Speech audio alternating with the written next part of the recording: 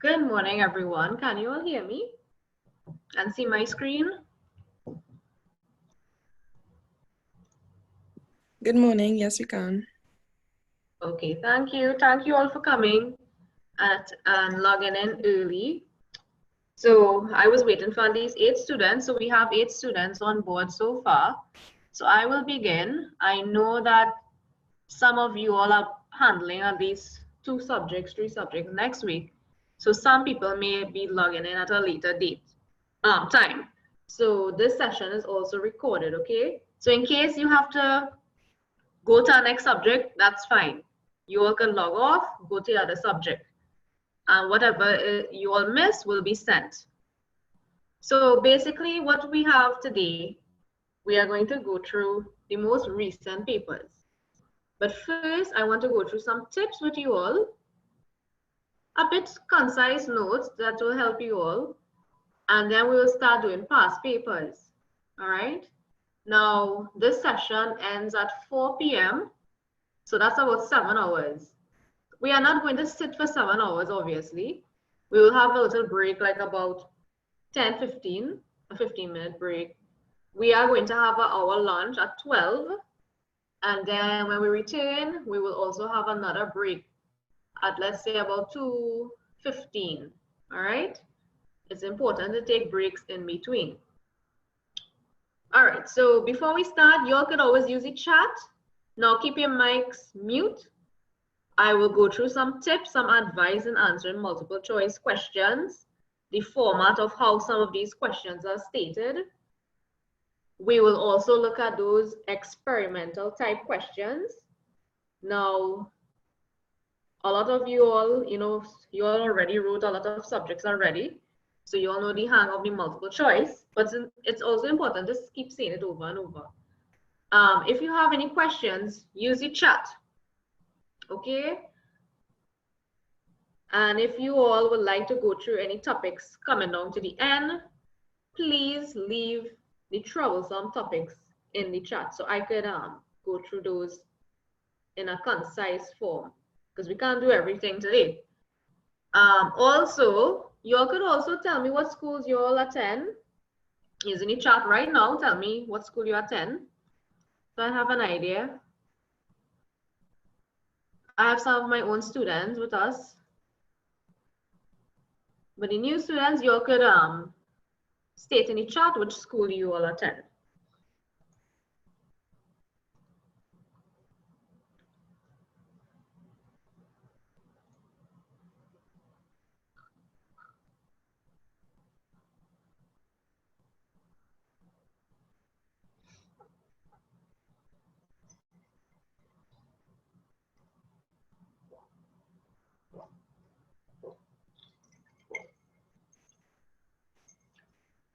Okay, so we have a lot of people from South. That's the good thing with online classes, huh? Okay. Nice. All right, so I'll begin. I have an idea what schools you all attend. Now, if for some instance you all don't have the past paper that I am using, you all will also get the past papers, all right? I will email them out to you all. If you have it already, that's okay. You could use your own paper. All right. So I'm just going to go through some examination tips. Now, multiple choice questions is not one area of the syllabus. You all know there's 3 sections in the syllabus. Section A, living organisms in the environment. Section B, the life processes, the body systems, that is. And section C, you have hereditary continuation and the hereditary, the genetic section. So they are going to test all areas of the syllabus. And it's in order of the syllabus. So you'll realize like the first 1 to 30 questions is section A, section B. And the last from 30, I would say like from 1 to 35, I would say is section A and B. And then from 35 to 60, it's a lot of like diseases and genetics, if you all notice that. With multiple choice questions, they test knowledge and comprehension. How well you understand the question and how well you can answer it, given the options. They also test to see if you have understood a range of material and can recall it. Now remember, the exam is an hour and 15 minutes. And I notice the trend is a lot of people finish the exam within half hour. Some people finish within 15 minutes and they put their head on the desk. Please, please, please don't let it be you, because you want to walk out that exam knowing that you give it your best shot and you don't want to have any regrets. Now the trend is a lot of repeats. CSEs recycle a lot of questions, as you all know, as you all may have seen. However, we don't want to take that for granted, all right? There could be at least 10 new questions, right? And you want to be able to use your best ability and all the training that you have acquired from answering multiple choice questions. In that, you can actually give the right answer if there's new questions. So I don't want you all to rely upon just repeated questions and memorizing. I want you all to be able to answer new questions if they were to bring it, and they will bring some new questions. Can't tell you how much, but we want to be prepared. Okay, some advice on answering multiple choice questions. Now, for my students, I had printed out a paper 1 past paper booklet with about 10 years. So the minimum amount of papers that you all, everyone here, that should have already covered, the minimum amount is about 10 years of paper ones. All right, Jan or June, doesn't matter which one. Specimen, whatever papers you have, at least 10 papers or more, right? More the merrier. So practice and time yourself is important so that you have an idea how well you're answering the questions within that stipulated time. Time, I know, is not a problem for you all because you always finish questions very quickly, especially those who rely upon the repeated questions. But they give you that specific time for you to fully comprehend and understand the question. So when you all see the paper, of course, read the instruction page, the cover page. You know the instructions, but still go through it. There's always some error they have on the paper, in some years, and they will address it, all right? Read all the questions carefully. Now, you can read it about 5 times, all right? You need to read the question over and over to understand it thoroughly. And when you're reading it, you read it and then you look at the options. You read it again and then you go through the options. And then I will show you all what is the process of elimination after. So a lot of people may have used that technique, and it's very, very, it's actually a really good technique for multiple choice questions. Never leave out a question. Obviously, it's multiple choice. The answer is somewhere there, so please attempt all questions. Do not leave out any blanks. Lastly, each question should take about 1 minute because it's 60 questions. So they give you a kind of gauge, like 1 minute per question and 15 minutes to check over. You don't have to use that gauge. However, there are some questions that very easy breezy, you get it less than a minute, but there will be some questions you will need about 2 minutes to really understand it. All right. So if the question is difficult, you could always go on to the next and come back at it later. Right? Give yourself time to check your work, but don't change any answer until you have thought about it carefully and precisely. So you see, when somebody finished the paper and they have about a whole hour remaining, sometimes they would have been precise and careful in the first time they did the paper. But when they sit down there and, you know, the nerves, anxiety building up, sometimes they're reading it over and over and they're doubting themselves. Sometimes they might change it to a wrong answer. So please be very careful when you're changing an answer. You have to make sure you know for fact that what you had was wrong before. You probably made a silly mistake and you now win and change it. All right. Now, if you're changing the answer, make sure and erase it completely. These papers are not marked. We don't, CXC markers don't mark the paper ones. They actually run it through the machine. And that will pick up the darkness, the area that is shaded. So if there's 2 areas that is dark, the machine will automatically put it wrong. All right. So completely erase the answer that you are changing and make sure it's shade dark, right? Use those I actually don't recommend a mechanical pencil, those push points. For shading, I rather use regular pencils with that tick point. All right. So the process of elimination, this is a very useful tool for multiple choice. It's basically narrowing down your answers. So if you're not sure of the right answer, never guess. All right. You will always have 2 that is totally wrong, 2 that is totally off. So you eliminate those 2 first. Then choose between the 2 options that are seemingly correct. So the 2 that is wrong, you will be left with 2 that is kind of close. And now you have to use all the knowledge that you have learned throughout your school, throughout the 5 years or 2 years you were doing biology. And you try to narrow down the answer to 1. So you read back the question again, you battle out the 2 till you come up with your final answer. All right, that's the process of elimination.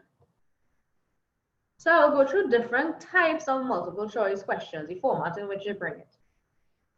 So this first one, the formation of urea, occurs in you have to select which organ urea is formed. Now, automatically, someone, when they hear the word urea, they think of the kidney.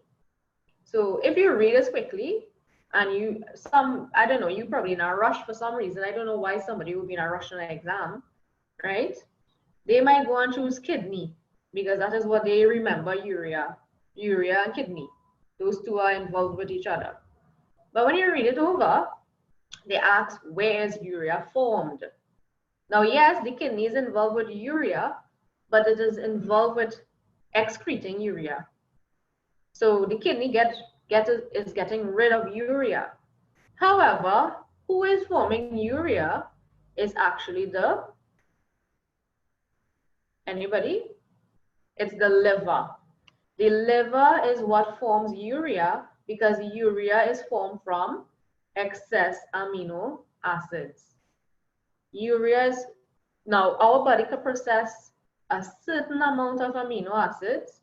As you all know, amino acids come from protein. All right.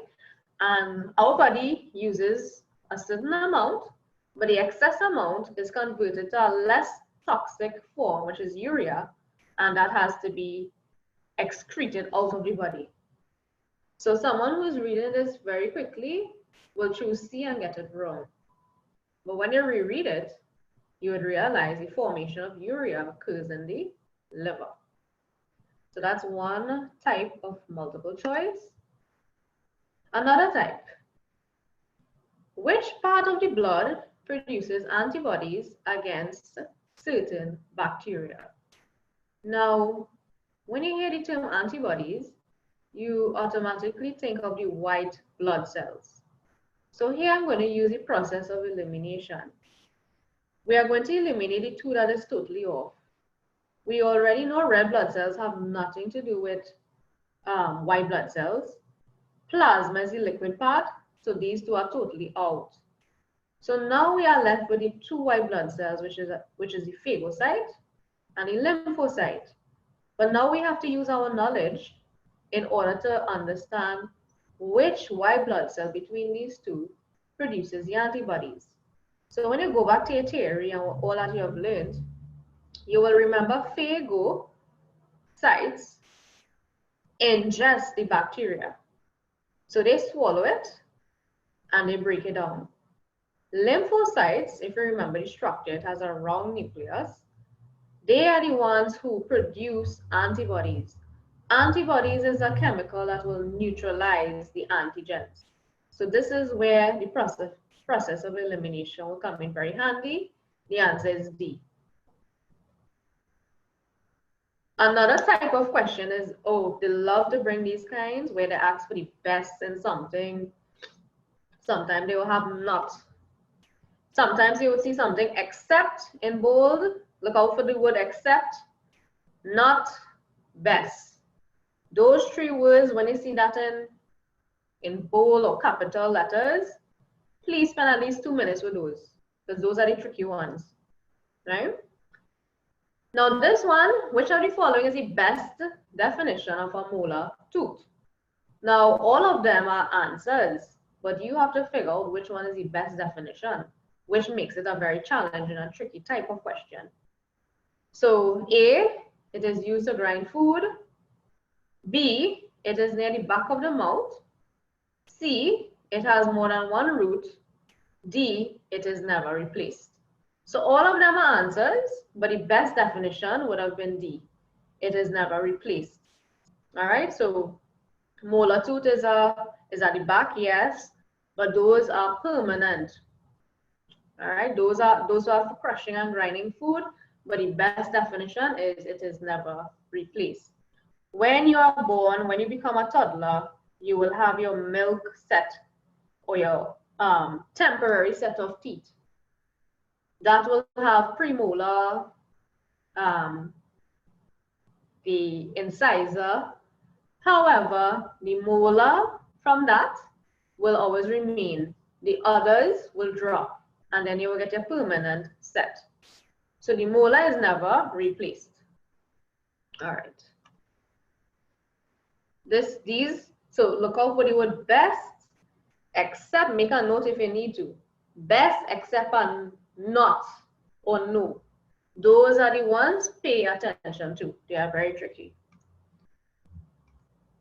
Right, so the concise notes will also be attached to this PowerPoint, which I will send you all. It's just concise, it's just basically little things to read through before the exam. Very rare, but sometimes I do see they bring a quadrat type of question, and these things are really not taught clearly in schools. So I will urge you all to go through it. Is the difference between quadrats, which is a little square of a particular area, and they count the number of organisms inside of that square. Now these two are what you call sampling techniques, or a technique in which they study how much of a particular species or organisms live in a particular area. So it deals with species density or population density. All right. And these are the advantages of three different types of sampling methods. You have the transect line, which is this one. You have the quadrat, which is this one. And then, well, this one, they don't really bring point intercept data, but focus on these two when you're going through the table. Sometimes they like to bring a curve with the population growth. It's mostly seen as a S shape, which is called a sigmoid curve. But if they bring a shape like this, these are the points, point 1, 2, 3, 4 in the graph, that explains what is happening in the size of the population. So the first one is called the lag phase. That's a slow phase. The number of organisms slowly increasing, right? The fast-growing phase is what you call the exponential growth phase. So you have an increase in organisms, right? But then 3, you have a transitional phase. So at this phase, you're going to have predators hunting prey. So the number of organisms will start to decrease. You're going to have competition for food. You're going to have maybe invasive species, a different organism coming into the environment and wiping out the original one. So this is a transitional period here. And then sometimes if you see a straight line, like the line plateaued, it just remain at one stage, they call that stationary phase. So that means the population has reached its carrying capacity. It neither increase nor decrease. Carrying capacity simply means the maximum number of individuals of species that can be supported in a given area. So the land space is carrying the maximum amount of species that it could handle. They love to bring this kind of setup with the potato. They put a potato in a container with water, with salt. They leave it for 24 hours and they want to know what will happen. So you have to know what is concentrated and dilute solutions. Dilute means you have a very little amount of solid in the water. So meaning you have more water than solids dissolved. Concentrated means you have more solute than solvent. So these little circles stand for the solute and the solvent is the liquid. So concentrated is less water. Dilute, more water. Now when you put, let's say that these are plant cells here. If you were to put a plant cell in fresh water, so these are different solutions. You have fresh water, you have a balanced solution. Balanced solution means the amount of water inside of the cell is equal to the amount of water outside of the cell. Salt water means that obviously it has more salt than water, so it's concentrated. So fresh water is a dilute solution, salt water is a concentrated solution. So these arrows are going to show the movement of water. So in fresh water, the water that is in a high concentration that is outside of the cell will move into the cell, causing it to swell. In a balanced solution, it moves in and it moves out. So it's a constant concentration gradient that is set up here. The cell neither increase nor shrink. Notice the cell here, it becomes turgid, it swells because water moves from high to low. So this causes it to swell. But if you were to place it into a concentrated solution, so let's say the surroundings are wrong with salt water, the water inside of the plant cell will leave from high to low, causing the cell to shrink. And if you notice, they call it plasmolyze. Plasmolyze mean that the cytoplasm strip away from the wall. So you see how the cytoplasm fluid, it's like a fluid medium in this one as well as this. This one it actually strip away from the wall. All right. So they love to bring these kind of questions. They love to bring equations. So the two equations that you learn in biology. Now these are the balance equations. They give you photosynthesis and respiration. So it's always photosynthesis, 6 CO2 plus 6 H2O, light energy, chlorophyll, C6H12O6, which is glucose, plus 6 O2. So for the balance one, the 6 comes in front of the CO2, the H2O, and the O2. No 6 in front of glucose. All right. Respiration. So this is the reverse of photosynthesis. So you're going to have glucose being oxidized or reacting with oxygen to form energy. Respiration is the breakdown of glucose to provide energy.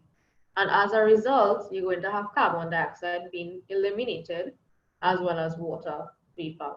So remember these equations, right? And for respiration, you have the anaerobic equations to learn as well. So these are the difference between anaerobic and aerobic. So the important thing is aerobic is oxygen is involved. So you're always going to have glucose plus oxygen for aerobic. This was the aerobic equation here. There's only one aerobic equation, but there's two anaerobic equations to learn. One of them so happens to take place in either yeast or plants. All right. So always remember it's glucose. Directly put an arrow and you show that it's broken down into carbon dioxide, ethanol, and energy.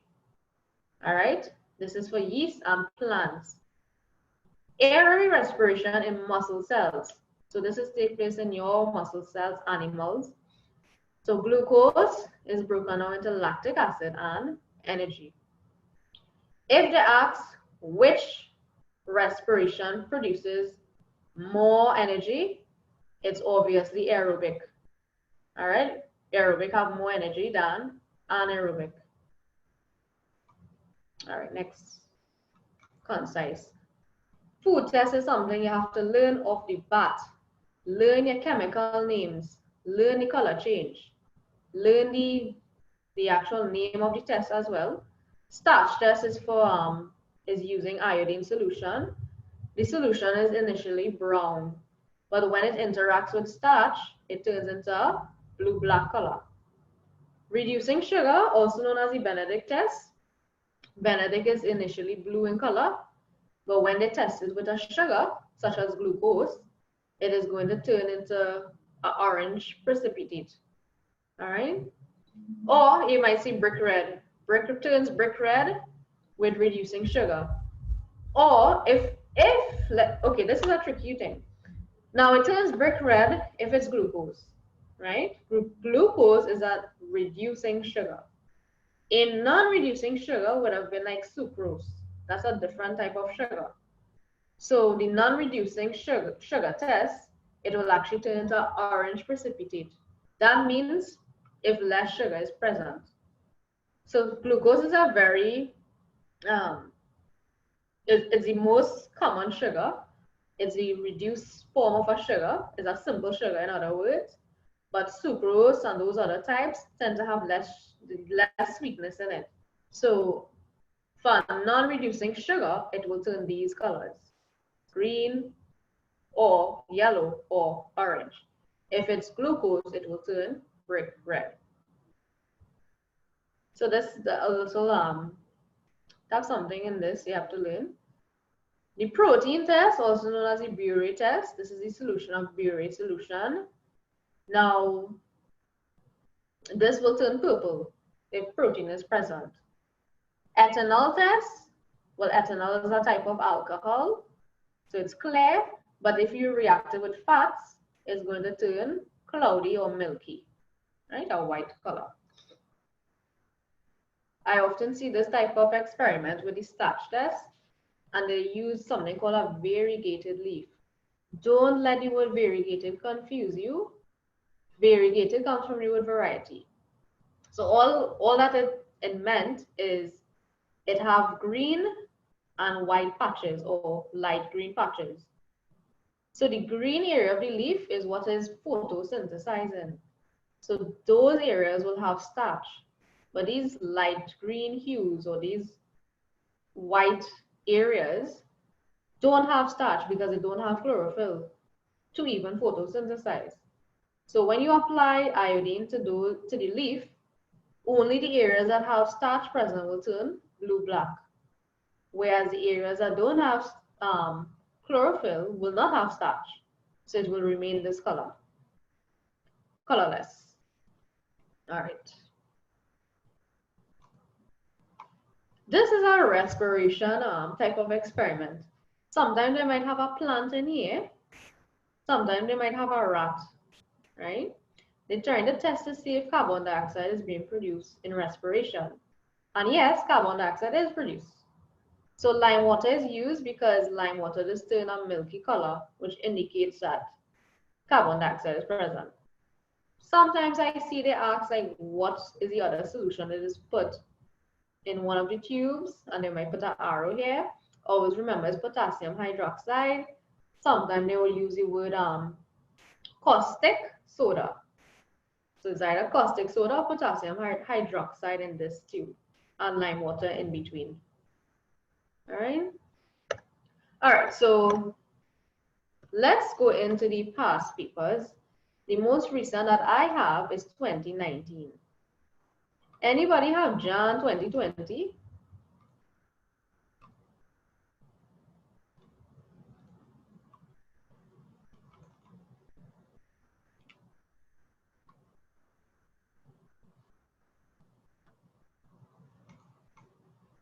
Anybody do not have the June 2019 paper? You can say no.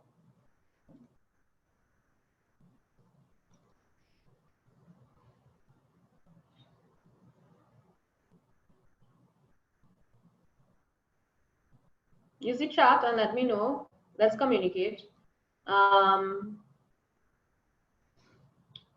Naomi, can you send me it? I'm sending my email address, or you could WhatsApp it to me, whichever one is better.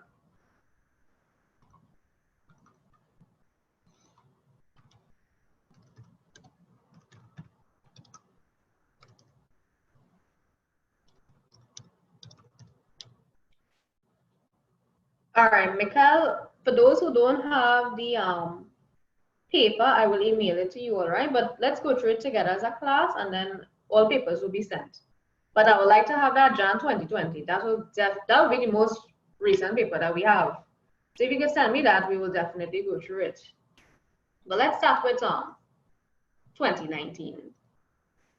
Now, it don't matter Jan or June. The point is they recycle a lot of the papers.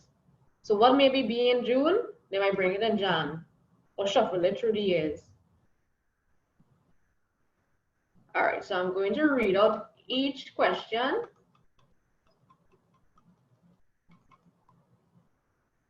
Now I'm trying to do as much recent papers as possible, if time allows it. So the highlighted ones is the one that I'm going to do. So you see 2019, 2020 that Naomi is going to send me, 2018, 2017, 2016. Those are the most recent ones, right?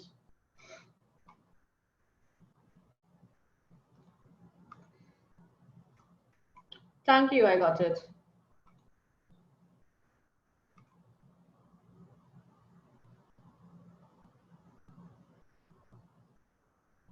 All right, so I'll definitely correct those.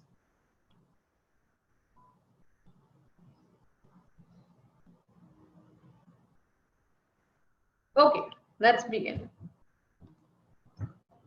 And you would realize is our recycle of all them older papers too. So you're not missing out on anything. All right, so these are the answers. I'm going to read it through. If for some reason you want me to go through one or you find you're having problems understanding it, use the chart to understand the number, right? Okay, number one. Which of the following features is used to classify a group of organisms as class and sector? So insects contain 3 body segments: the head, the thorax, and the abdomen, and that is what makes it an insect. So that's D. 2. Now remember, when I classify an organism, they use the physical features. So the body shape, all of these are actual features to classify organisms. But the best one to know that something is an insect, you look at the number of segments in the body. All right. Number 2. Which of the following options correctly defines a niche and a habitat? This is always repeated. This is number 1 is a repeat too. So number 2 would have been A. Niche is the role that the organism plays in the habitat in which it lives. Habitat is the place where organisms live. Number 3. Which of the following relationships may present harm to one of the organisms involved? That's C, which is parasitism. Obviously, a parasite will spread a disease or consume the food that the organism has in its body. Predation, well, it's hunting and attacking a prey. So those two are harmful. 4. Which of the following organisms are most? Okay, so this is another keyword to look out for in caps. So it's most, except, best, not. Right? Those 4 words. Let me write that in the chat.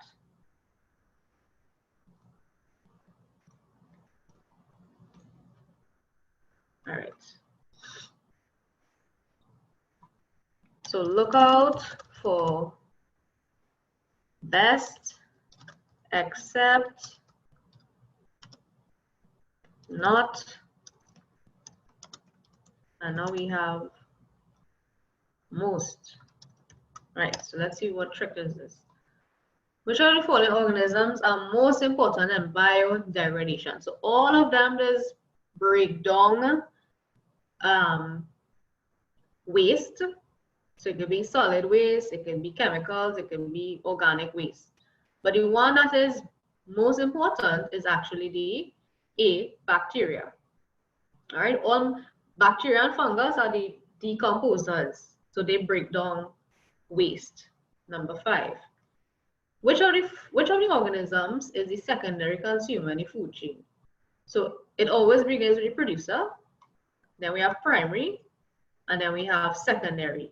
So that answer is eel. Number 5 is A. Number 6. The energy flow is not 100% efficient because energy is. So 6, we all learn that energy decreases along a food chain. And that's because now there's a rule in physics, energy can neither be created nor destroyed. It can be converted to one form to the next. However, in a food chain, energy is lost. That don't mean it is how to say destroyed, it is just lost from the organism. So it is lost either through respiration or excretion. So number 6 is D. Energy is also used up in the food chain because obviously if you're consuming food, that organism is using up the energy from the food for its own survival. But whatever it is releasing as heat will be lost. And whatever is excreting, so the feces and the urine, will have stored energy in it as well. Number 7. Right, number 7. Which of the following statements about recycling manufacturing materials are true?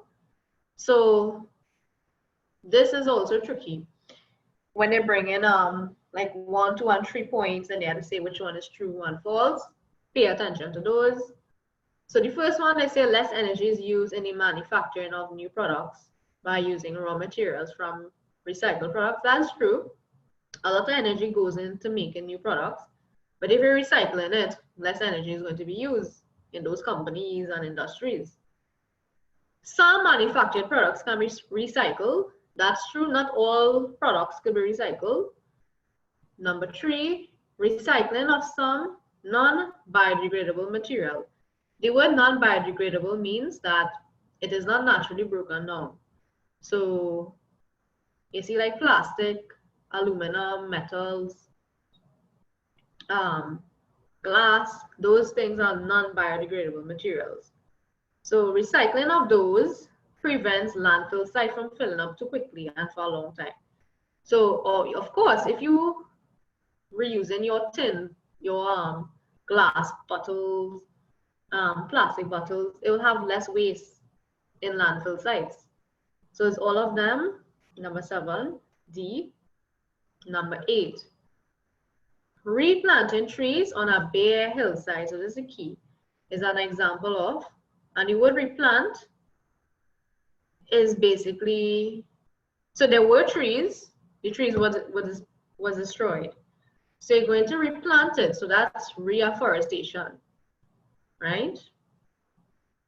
And since this is a bare hillside, when you plant the trees, you're actually restoring that habitat. All right, so it's B, reforestation and restoration. Number 9, human activities would have the least. So there's another word in caps. Let me take note of that. Least.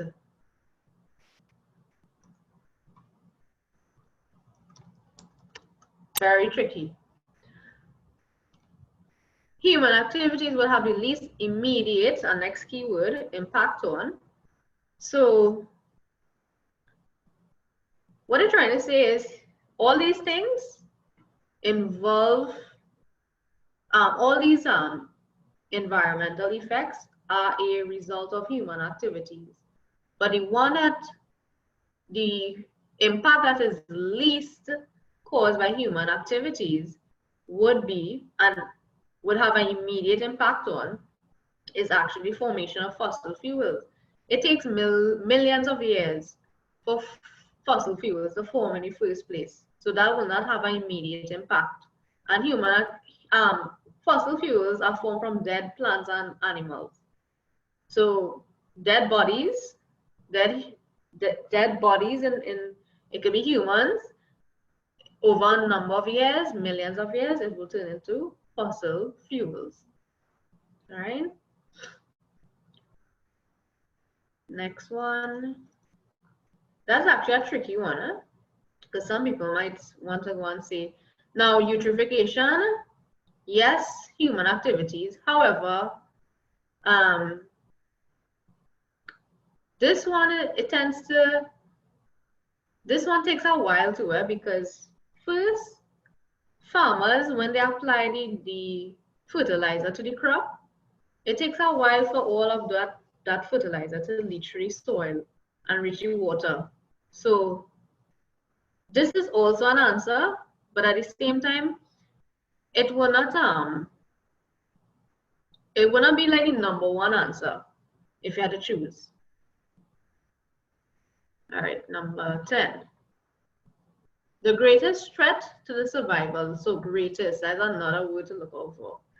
So there's a lot of trick words they bring that is confusing. So you have to keep on reading it over and over. The greatest threat to the survival of coral reefs. So all of them would have been threats, but the greatest threat of them all. Now, you will have to answer that is also wrong. Huh? So the decrease in greenhouse gas is not a threat. When there's an increase in greenhouse gas, then it is a threat. A decrease in nitrogen level, nitrogen has nothing to do with coral reefs. All right, so it's neither C nor D. So these are two threats: increased dissolved oxygen levels or increased oxygen temperature. Now, coral reefs are basically plants, aquatic plants, and they will require oxygen for respiration because plants need to respire. So an increase in oxygen in the water is not harmful, but an increase in ocean temperature could affect their life cycle and their ability to reproduce. All right, so 10 is B. Number 11, so this is the population growth curve. But this one's a little different because it have a decline. That means the number of organisms, they start to die. So a reason for phase 4 of the graph of the population growth is most likely due to, so when you have invasive species, they will wipe out the original species that was in the habitat. So 11 would have been A. The rest of the answers was totally wrong. All right, because adequate food and space, that have nothing to kill. That will not reduce the number of organisms. That's a good thing. High natural birth rate, it will not go down, it will actually go up. And if the organisms are disease resistant, why are they dying?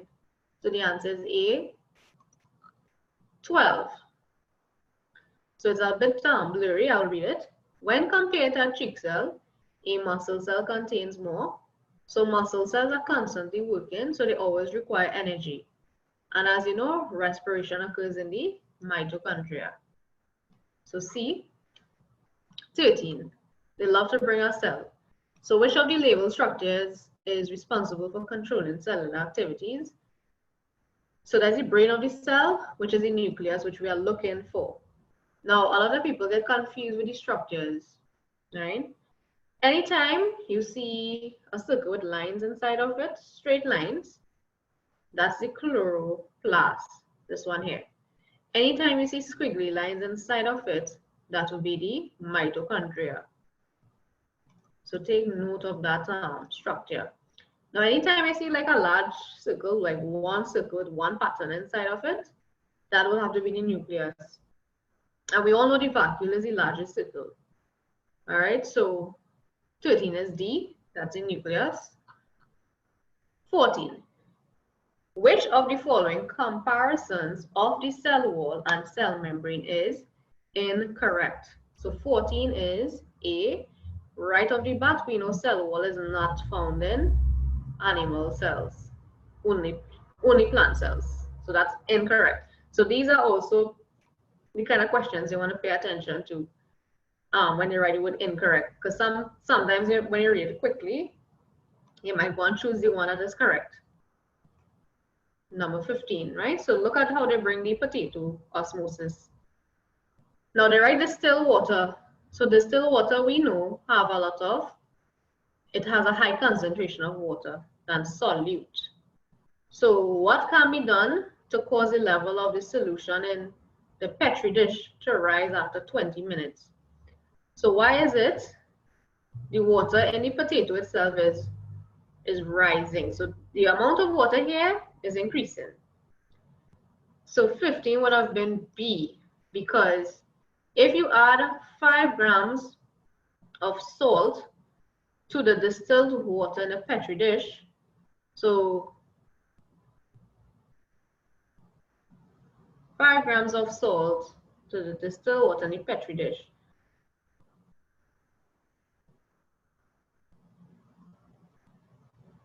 So here I have distilled water, here I have distilled water. But if you add salt in here, no, something wrong here. Okay, so add 5 grams of salt to distilled water in the potato only. Right, so this one's supposed to be C. So you see how you had to really read it over and over. Okay, so they put distilled water here in the potato and distilled water in the Petri dish. But they want to know where, when you add the salt, we had to figure out where they're adding salt that will allow water to increase in the potato. So water is moved from high to low. So if you are making an area that is low concentration of water, you're going to add salt to the potato only so that water from here will enter the potato, causing the water in the potato to rise. All right, so the answer there would have been C. Very tricky. All right, they kind of reverse it. So the point is, water moves from a high area of concentration to a low area of concentration. So for water to rise in the potato, water had to move from the dish into the potato. And to allow that to happen, you have to add salt to the potato to make it concentrated so that water will move from high to low. I hope that is clear. 16, food tests, right? They'll always bring in food tests. 16 is D, X, so you're looking at the observation. X, violet color, so that is protein, right? Y, blue-black precipitate, so that's starch. Z, orange precipitate, so that is non-reduced. If they have brick red, that is reducing sugar. But they put orange, so that is non-reducing. So that is D. Number 17, the major feature that is responsible for the rigid structure of the xylem vessel is D. So 17, xylem vessel is made up of lignin walls. So that's A. That's a new question, by the way. Never seen this in previous years. 18 is a repeat. The food produces, so this is photosynthesis. So the food that is being produced is B, glucose. 19 is highly repeated, all right? This is showing the rate of photosynthesis against light with another limiting factor. So the point is, as light intensity increase, there's an increase in photosynthesis, as you could see. So it increases at a certain point until there is no further increase in the rate due to some other limiting factor. So always remember this wording. 19 is C. All right. Next one, 20. A 50-year-old male is advised by his doctor to pay special attention to the amount of salt in his diet. He probably has a high chance of developing. So anytime you see the word salt, salt is caused high blood pressure. And high blood pressure is known as hypertension. So 20 is C.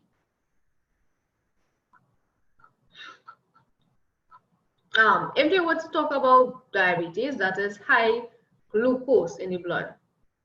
If it's cardiovascular, what that has to do is that has to do with fat or cholesterol being high in his diet. 21. Which option correctly identifies the structure label 1, 2, 3, and 4? So you have to learn your diagrams, the structure names. So the outer part, the hardest part of the tooth is the enamel, then followed by the dentine, then followed by the pulp cavity, and then you have your blood vessels that form a network inside of the pulp. So that's 21 is A. Enamel, dentine, pulp, capillary. So they bring the respiratory system. You have to know the structures again. Which of the labeled part represents the rib cage? So around the lung, you have muscles and you have the ribs. The muscles is connected to the ribs, the rib bones. So these circles are actually the rib. So that's B, 22. 23.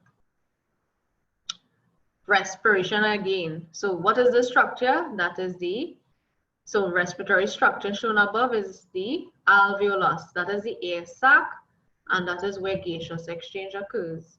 So why they have these arrows? It simply means oxygen entering, and then it will attach to the red blood cell, carbon dioxide leaving. All right. 24. Which of the following is an effect of nicotine found in cigarette smoke? Nicotine is the drug or the stimulant in the cigarette, and that is what causes your heart rate to increase. All right. 25. So this kind of sequence of activities, they bring sequence of activities with the development of the female egg, or the sequence in which the fetus develop. So look out for those, all right? Sometimes the sequence of events that take place for germination is also one. So this one they bring is with blood clotting. All right, so first you must have the damage to the blood vessel. Then platelets are activated. Platelets is the component in blood. It's not a cell, it's fragments of a cell, and that becomes activated once you have a damage to the skin or the blood vessel. So that will initiate a series of blood proteins to convert. So you would remember from your notes what is prothrombin and thrombin. Fibrinogen is a blood protein which is converted into fibrin. This is a thread-like meshwork which will trap the red blood cells, all red blood cells, and form a seal or clot. So 25, it's D. Right now the sequence of events is a very concise one, and I'm going to bring all the details that will be as if you were doing a paper too. A very concise sequence. 26. All right, this one was a very tough one for a lot. In heart bypass surgery, an artery is advantageous over a vein to bypass the blockage because, all right, so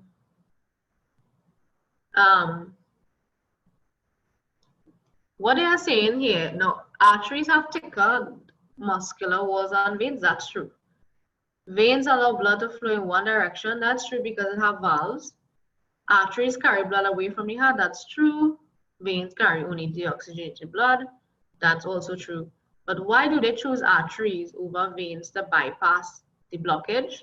So a blockage could be caused from a blood clot. And the reason why they choose arteries is because they don't want to interfere with the internal circulation of the blood inside of the heart. So they would use arteries since those carrying blood away from the heart. They don't want to mess with the circulation of blood internally inside of the heart, if that makes sense. All right, so that is why they choose arteries. Some people might want to choose A, and that's very close to it, but the best one would have been C. 27. Which of the following options best identifies some of the transport substances in animals. All right, so it's actually all of them. All of these are transported in blood. So it's D. Next one, 28. In the transport of solutes in the phloem, the source is defined as the area of the plant where, so the source is where food is produced, so that's the leaf. So from the leaf, it will go to different areas of the plant via the phloem. So that is C, sucrose is loaded into the phloem and then taken to the sink region of the plant. Sink regions is like the roots along the stem, all right? It might form a fruit. 29. Artificial immunity can best be described as immunity. So the word artificial means man-made. So this will have to be like vaccines. They didn't say what if it's active or passive. So we have to look at B, produced by deliberate exposure to a pathogen. So that is like you inject a dead form of a virus or a bacteria, and your body will produce antibodies against it. All right. Anytime you see mother involved, that's natural. So you see mother is colostrum, that's from a breast milk. This is totally out. That's natural immunity. And since they say body is natural defense, again, that's not a man-made product. So it's 29. 29 is B. 30. Which options correctly identify the function of the parts labeled 1, 2, and 3? All right, so 1, you may have heard the term pressure filtration, also known as water filtration, ultrafiltration,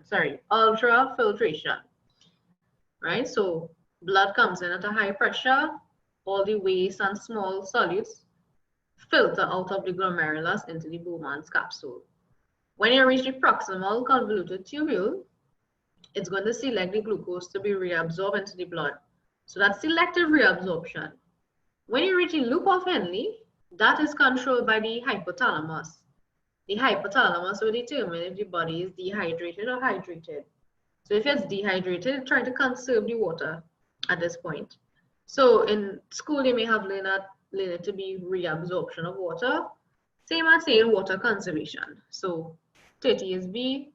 Sometimes they use terms that you may not necessarily learn, but it's just a different way of saying it. So don't get confused. 31. The best description of the role of excretion in living organisms is to, so excretion means they're getting rid of waste, but what kind of waste? Toxic waste. Feces is egestion. Now, some people produce urine, but that's not, it's not only urine is excreted. You have sweat, you have carbon dioxide, but all of those are redeemed as toxic waste. 32. Persons who suffer from kidney disease are most likely to have an increased concentration of urea in the blood because your kidney is responsible for getting rid of the urea. So if that is not working properly, you're going to have a lot of urea in the blood. Some people want to put glucose. I don't know. Glucose is, if you have a high glucose level in the blood, that has to do with the pancreas. 33. Which of the following correctly describes movement in plants? So this one is always repeated. It's C, irreversible growth or path movement. All right, 34. In humans, the skeletal system performs a variety of functions, including, this is a new question, I didn't see this repeat. So the answer is supposed to be C. In fact, you may not have known, but bones produce hormones. Bones produce red and white blood cells. Mastication means to chew. That bone by the cheek area, by the mouth area, That's called a mandible, and that is responsible for chewing, moving the mouth. 35. Locomotion is an evolutionary adaptation performed by animals. Now, locomotion means movement from one location to the next, whole body. So your whole body walk from one point to the next. What advantages does this mechanism have over the type of movement that occurs in plants? Plants is what you call partial body movement. So it remains in one spot and it grows upwards towards sunlight. The roots grow downwards towards water or gravity. So locomotion has an advantage because 35 would have been B, the ability to move to favorable conditions. So if the area is dry and hot and humid or dusty, they move to a different location. So they pick up themselves and they move. Also, tree, the ability to find food. So you have to move, you have to walk to find food. Increased chances of predator attacks that have nothing to do with locomotion. All right. 36. Oh, they love to bring this. So shoots contain a hormone called, the tip of the shoot contains something called auxins, right? AUXIN. Those are growth hormones in plants. So light stimulates those hormones which encourage growth to occur. So if you remove the tip, you remove the auxin. If you put foil, you're blocking off the light. And remember, you need light too. Light is the stimulus for growth in plants. If you put a transparent cap, it's still disturbing the process. Transparent means light could pass through. But I say, was the tallest shoot? Will obviously be the undisturbed one.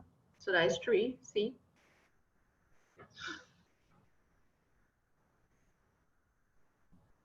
All right, you all understanding so far? If you have any questions with a particular question, let me know.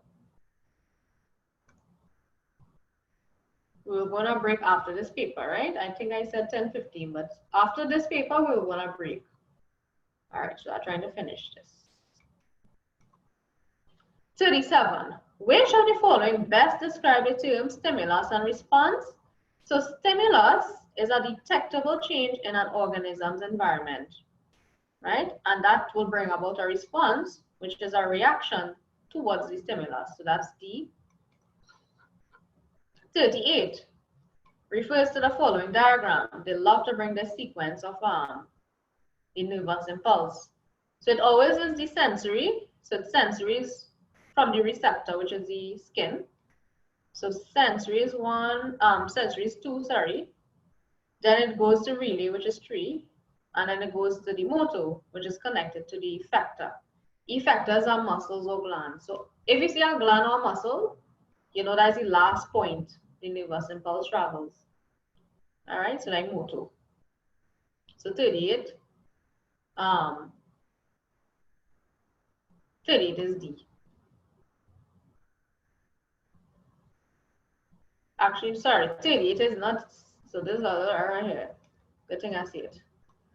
So it's 2 is sensory, 3 is relay, and 1 is motor. Right, so I see. Right. 39. Which structure is not involved in temperature regulation? So blood vessel, this vasoconstrict or dilate to regulate temperature. So that's out. This is the hair erector muscle, which is contract or relax to allow the hair to stand or lay flat. So that's out. This is the sweat gland that secretes sweat, which is out. So the only one that is not involved is the sebaceous gland, which produces oil. And oil is just keep the skin moist. That's like the top priority of that. So 39 is 2, which is the sebaceous gland, B. 40. The smell of a hamburger being cooked causes Joan to salivate. Which of the following is the effector in which brings about her response? So again, I just said Effectors are muscles or glands. Gland. So to that word. Right. To produce saliva, it will come from the salivary gland. Salivate. All right. 41. The following statements describe the process taking place within a seed during germination. So again, they bring the sequence of events for germination. So 41 would have been D. Let me look through. This one kind of different to how it was taught. It actually supposed to have water enters the seed, then initiates the enzymes to break down the protein. So this one was a little confusing to what what you would have learned in school. All right, so the best answer is supposed to be enzymes break down proteins into amino acid. Then soluble products move into the embryo, and then embryo uses food to develop radicle and plumule. D. 42. Production of new organisms from one parent is known as, so this one is asexual. Some people might choose mitosis, but mitosis is how it actually happens. That's not the form of reproduction in which new organisms are produced. So you have to put asexual. 43. Which of the following forms of birth control is most likely 100% effective? 100% effective will have to be the surgical permanent method, which is cutting the tubes, tubal ligation. This is a female. This is the fallopian tube we're talking about here. If it's the male, it will be called vasectomy. So those two are 100% effective. Person can never become pregnant again. 44 was a kind of newish one, I would say. Which of the following statements is true for both flowers? So the anther is hanging in this one, the stigma is feathery. So this one has to do with wind. Wind pollination. This one, now, it's very confusing, but this will be petals. So there's large petals, I would say. This is the sepal, and I would say this is the receptacle. We're not sure what, this is a trick. But because it has bright petals, we will have to say large petals, I would say, not bright, because you can't see the color. We will have to say one is pollinated by wind, two is pollinated by a bird, animal pollination. So I would say this is D. All right. 45, another sequence of events with the seed formation now.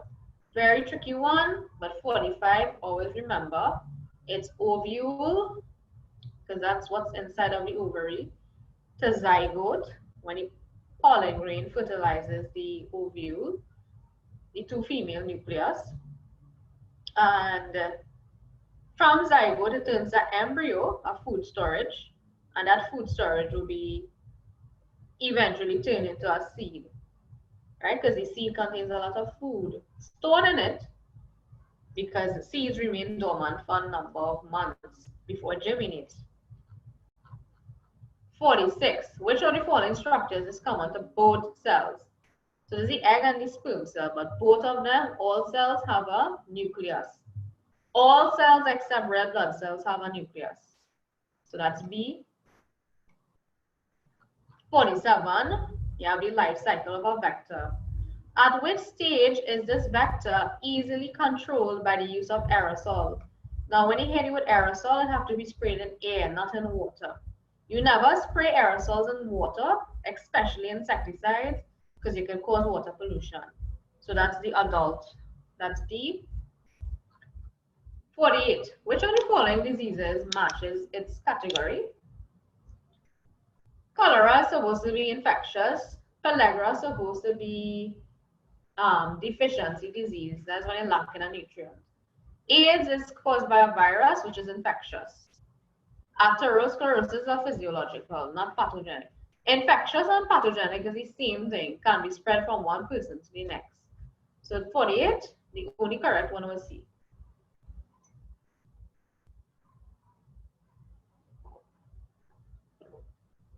49.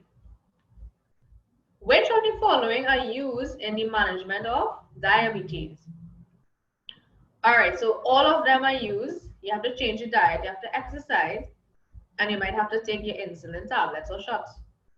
So D, 50, an animal which transmits a disease-causing organism but is not adversely affected by it is called a vector. So vector does carry virus, protozoa, bacteria, but they are not suffering from it. They are spreading it to a host who becomes infected. All right, so the answer here is B. All right, 50. Next one. On a certain Caribbean island where sugarcane is grown, a fungus is accidentally introduced into the island and it destroys the entire crop. Which of the following best describes what happened? So if all of them is the same and there's no variety within the species, they will all be wiped out by the disease. So that's D. This is a repeated one. 52, if a diploid has two sets of chromosomes, right? So if a diploid organism has two different alleles for the same gene, so it's capital and common letter, it is described as being heterozygous. So a capital T and a common T is heterozygous. Two alleles form a gene. Don't forget that. 53. Which of the following statements about meiosis is not true? All right, so meiosis takes place in the sperm and the egg cell alone. And the only one that is not true, it doubles the amount of chromosomes. It's supposed to be half the number of chromosomes, so which makes it a haploid cell. So there's only 23 chromosomes present. All right, so not C. 54. Tarzan and Jane are heterozygous for blood group A and B respectively. Which of the following shows all the possible results? So I'll just show you how to arrive at this answer in case you didn't know. So blood group AO, O is the recessive allele. So this is understood. A is the dominant form, so it's blood group A regardless. Blood group B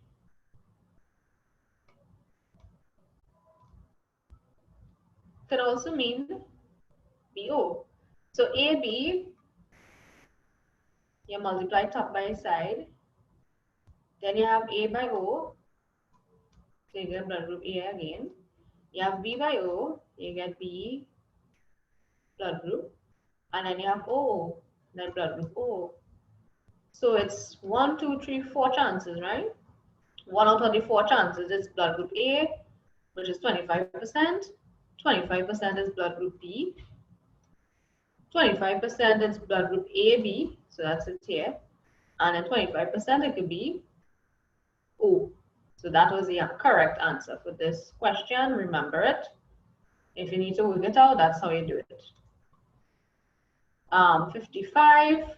Which of the following terms refer to visible characteristics of living things? So physical visible characteristics is the phenotype.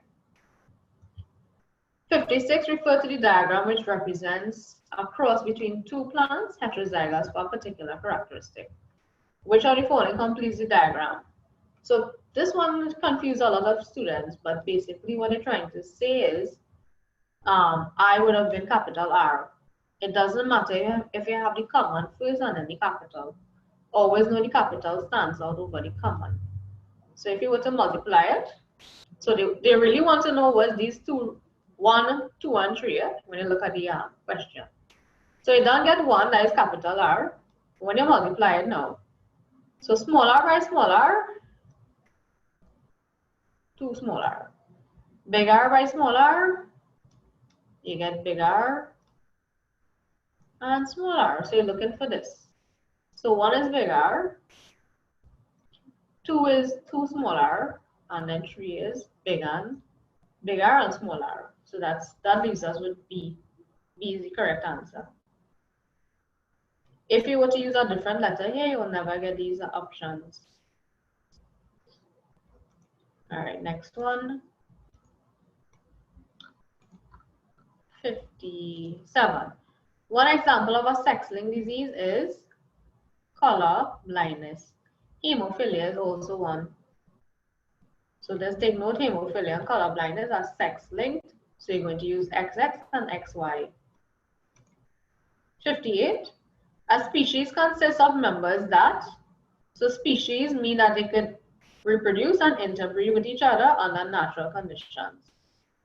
All right, some people went up put D, but infertile offspring means that the children cannot reproduce, and that's incorrect.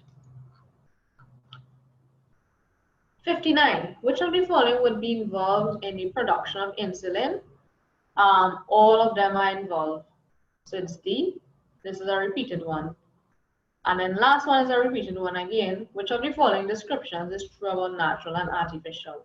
So natural selection produces great biological diversity, right? Always remember the short-necked giraffe, the long-necked giraffe. Artificial selection produces very different organisms. So that is when humans pick out the traits that they want to keep on reproducing. So that's why you have all kind of things in the market. You have orange melon, you have purple onions, you have all kind of variety. So it's totally different from the natural population. You have seedless grapes, all right? Cherry tomatoes, so it's totally different. So the best answer for this would have been C. All right, so use the chat, send me your emails, so I can email this paper to you all. I also want to email that 2020. So we are going on a break, right? And what we are going to do is something a little different. I want you all to do your 2020 on your own. Giving you all time to do your 2020, about an hour. So when we come back from break, you start your 2020 on your own. And then we will correct it in class. So give me your email. I'm going to email June 2019 and Jan 2020. Everyone, regardless if you have the paper or not.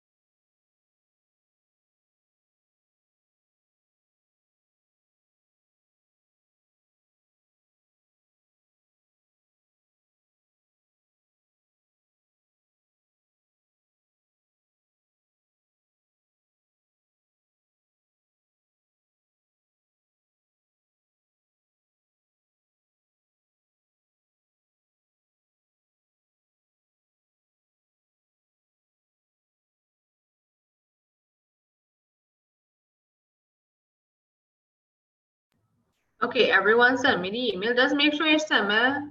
I got it from Naomi, Daria, Kayla, Mikkel, Annalie, Saida, right? So whoever did not send it, Naveen, I think Shania didn't get the email. Make sure and send it. Okay. So Naomi, I take it the ones who didn't send it, you all have the June 2019 paper.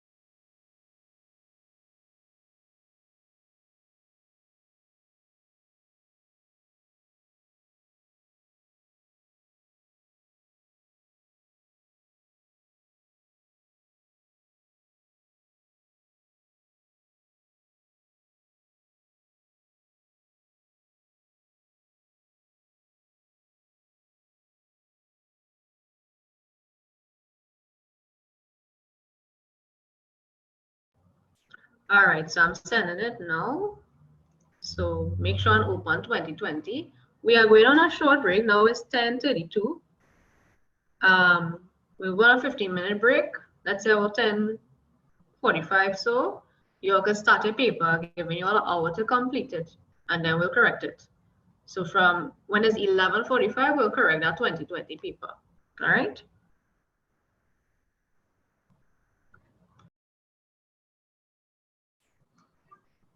So let's begin correcting Jan 2020.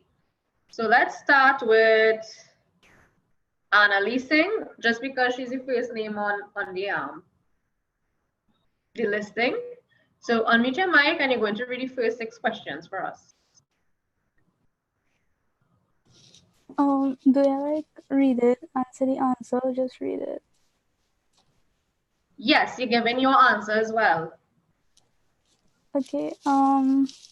Which of the following characteristics is used to distinguish insects from other arthropods? The answer I put was A. That's correct. Now, arthropods. Arthropod is the phylum. Insect fall under arthropod. So does meropod. So does arachnids. And so does crustaceans. Crustaceans tend to be like crabs. Meropod tend to be like centipedes. Those have hundreds of legs, right? And insects, as we know, it's approximately 6 legs. So to distinguish between a crab, an ant, a scorpion, and a millipede, meropod is like scorpions, right? The best answer is number of legs. Very good. Number 2. Living organisms, such as plants, are affected by abiotic factors, which determine where they become established. Which of the following options describes some of these determining factors? I put B. B is correct. Abiotic is non-living, so sunlight availability, soil, pH, minerals, those are the abiotic or non-living components of the environment. You're correct as you go along. Huh?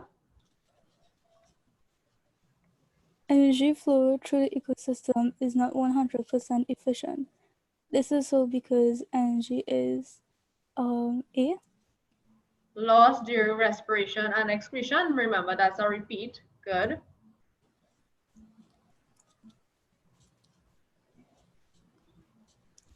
On which trophic level can herbivores most likely be found?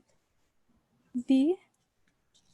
Yes, second, because remember the first trophic level is the producer. The second trophic level is the primary consumer.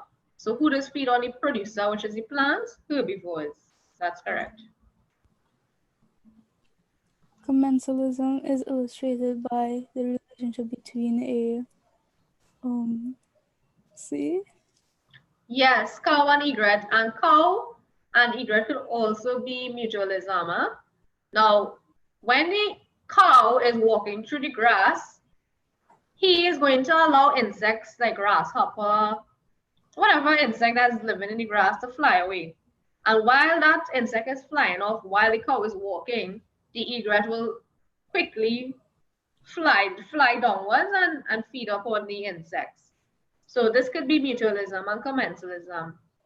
So that scenario that I just described would be commensalism because the egret benefits by getting food when the cow is walking through the grass and disturbing the habitat of the insect.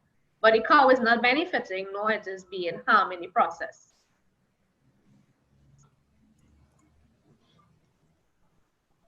How many complete food chains are there in the food web shown above?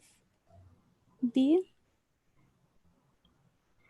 So I actually counted 3. So I will show the highlighted. Let me circle it. All right, I don't know how you got 4. No, I got put 3. B, as in 2. Okay, so here's 1. Okay, hold on now. Right. So if you're looking at it in this angle, plant, iguana, ocelot, that's 1. All right. The next one that I counted was plant, squirrel, ocelot. That's 2. And the third one that I counted was plant, squirrel, hawk. So I got 3. You saw that? Mm-hmm. Okay, then. So change that if you didn't have it. Next person to read would be Kayla. So you are continuing from, you're going to read the next 6 questions. So 7 to 12.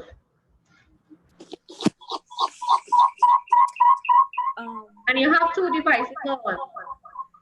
Yeah, because on my laptop my mic doesn't work properly, so I'm using my mic on my one for the screen. Yeah. All right, so let me mute mine so that might take off the echo. Number 7 we reach. So you're looking at my screen and you're reading and giving your answer. Number 7. Which of the following is the main advantage of recycling? I put recycling saves on raw materials. Very good, correct. 50 grams of a fresh sample of soil is repeatedly heated at 110 and cooled in a dyslexic heater. The final constant weight of the soil is 35 grams. The soil components eliminated by this procedure is most likely, and I put water. Right, desiccator is an oven. So what they're weighing here is the biomass. They're removing the wet weight and measuring the dry weight. And the dry weight includes everything except water. Which of the following are effects of pollutants on coral reefs in the Caribbean? And I put A, increase, A. A, increase in macroalgal and seagrass growth, less reef fish, that's correct. Why more branching corals will mean an increase in the growth, but pollutants will harm the coral reefs, not increase the growth of it. Very good. Hold on, I see we have a question. Number 7 was B. B for bat. Number 10, Which of the following practices may be used in the conservation or restoration of an ecosystem? And I put C. That's also correct.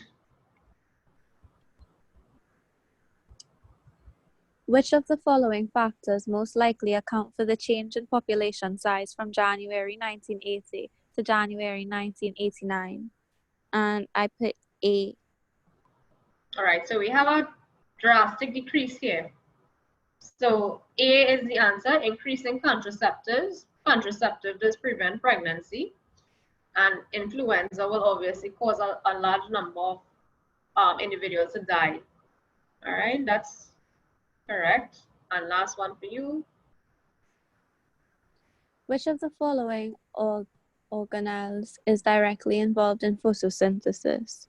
And I put B. Right, so no one should get that wrong. Chloroplast, because it contains chlorophyll. Thank you, Kayla. All right, so hope you all got those answers. Next person reading.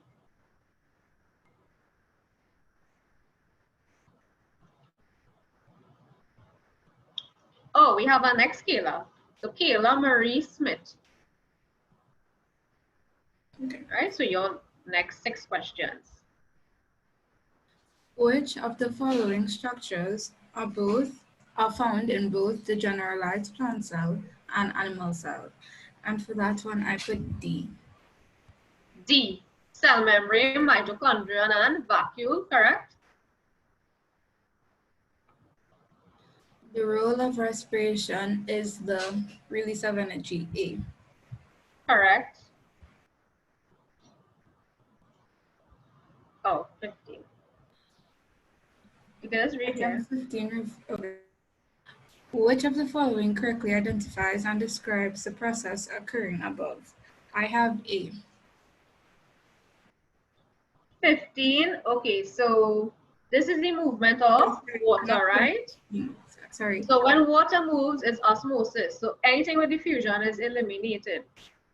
So it's actually B for bat, because water moves from dilute, which is dilute is this side. So that's why it dropped. So the water moved from dilute to concentrated, because water is in a high concentration. Dilute means more water, right? So you're seeing that it have more water here, less sugar. Concentrated means it have less water, more sugar. So water moves from high water concentration to low water concentration. That's B for bat, because water is moving. Which of the following best describes the nucleus of a cell? D. It stores genetic information in the form of DNA. Right, correct. Which of the following substances is not necessary for photosynthesis to take place? I have B. Energy. Well, light provides energy for photosynthesis to take place. Light is a form of energy. So the only one that is not necessary, remember, oxygen is a byproduct of photosynthesis.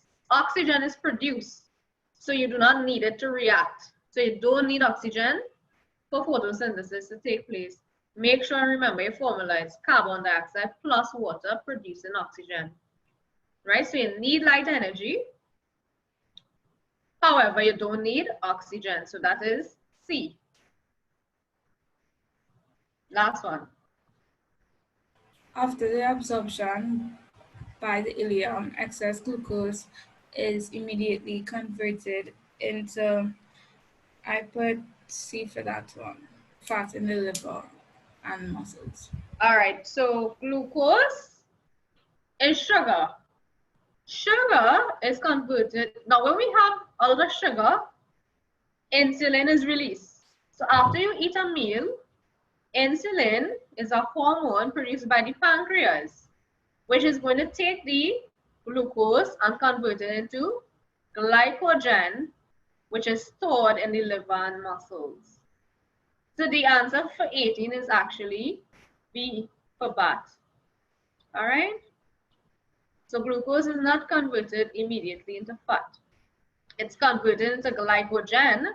So we have a lot of glucose that is stored in our muscles and liver cells in case we need energy, because that is how So after you eat a meal, you're going to use glucose, yes, but the excess amount is to be stored. All right? So that is how we get by the day, because we have excess energy being stored in the form of glycogen. Now I noticed this paper barely had, there were a lot of repeats from 2019, but more so it had a lot of new questions. And the ones that they did repeat, it actually changed up the wording. So I hope you all take note of that, right? Don't expect the exam to just be food on a Monday. All right, next person. Let's hear from Daria.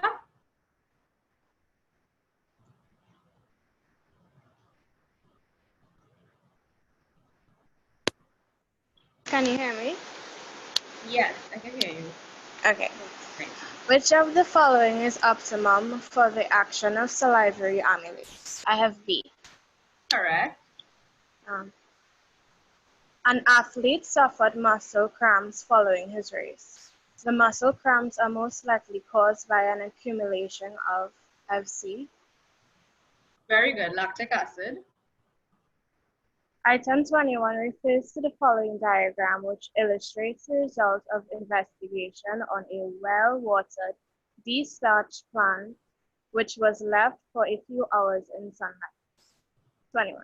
A likely explanation for this result is that the foil prevented light from entering the leaf. That's correct. The foil is bouncing, reflecting the light. So if light is not being absorbed by the chlorophyll, there's no starch being produced or no photosynthesis occurring, right? So you see that sometimes they may show that they put a black cloth or foil. That means that area will not have any, cannot absorb light. Black cloth will block light, foil will reflect light. Please remember those experimental setups. 22. Which feature correctly distinguish a phagocyte from a lymphocyte? I have A. A is the only correct one. Now, some people, when they read this quickly, they would say that phagocyte and lymphocyte are distinguish phagocyte from a lymphocyte. It's just telling us that, yeah, they both form in the bone marrow. But how is it distinguished is because phagocyte is engulfed and lymphocyte is produced antibodies. So that's why it's no here. Yeah. 20. Yeah. The region of the tooth sensitive to temperature is labeled, I have C. C, because the pulp cavity contains the nerve cells as well as the blood capillary, but nerve cells will detect.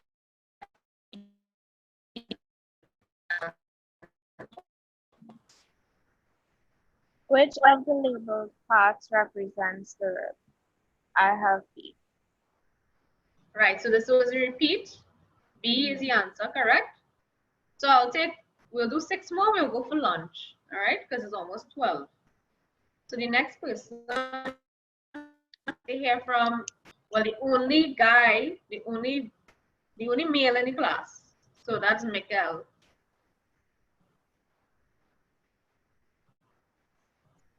Can you hear me?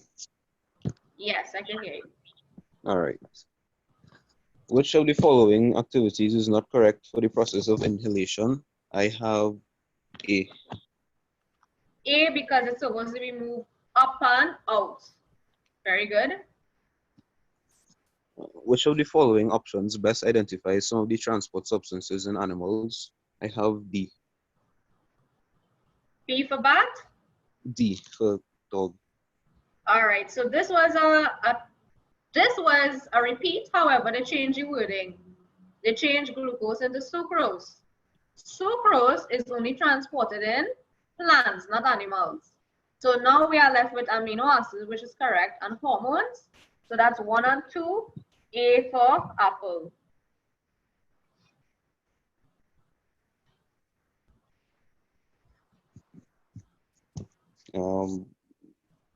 Which of the following correctly identifies the vessels labeled 1, 2, and 3 in the diagram above?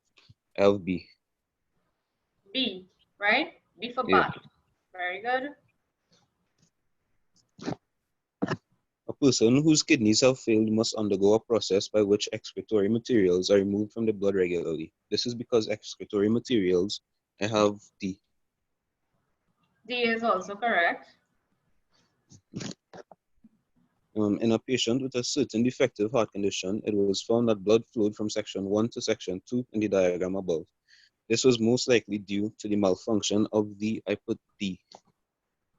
D for door bicuspid because it's on the left-hand side. And last one before we go for lunch. The following statements describe some of the stages of the clotting of blood. I put B. B for bat. Now they change up the wording, and this is actually a better sequence. So B is correct. You have the platelets. Platelets are activated. Then you're going to have thrombin. Sorry, prothrombin into thrombin. And then thrombin converts fibrinogen into fibrin. And then lastly, you have your clot. So the 2019 had this, but it was just different stages. All right. So be mindful the changing of the wording of questions. So we will continue next hour. All right. You will take your lunch break. Oh, sorry, Naveen, I didn't know you were. Naveen is a male, so we have 2 boys in class. Sorry about that. Naveen, yes, that's actually a boy name. All right, so any queries, any concerns with these first 30 questions? If so, leave a question. You all can message me. All right, so next hour we continue correcting and we move on to 2018. All right, okay.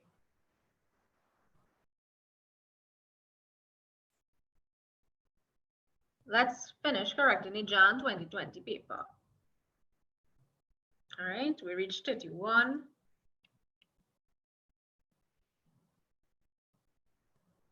So who's reading 31 to 36? Let's see.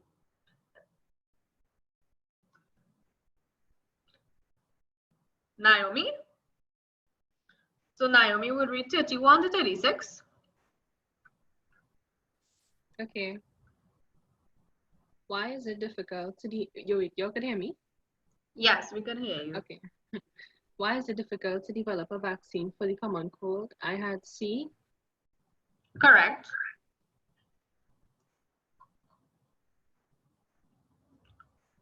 Which of the following describes the function of the thorns? I had also C. Very good. Reduce transpiration.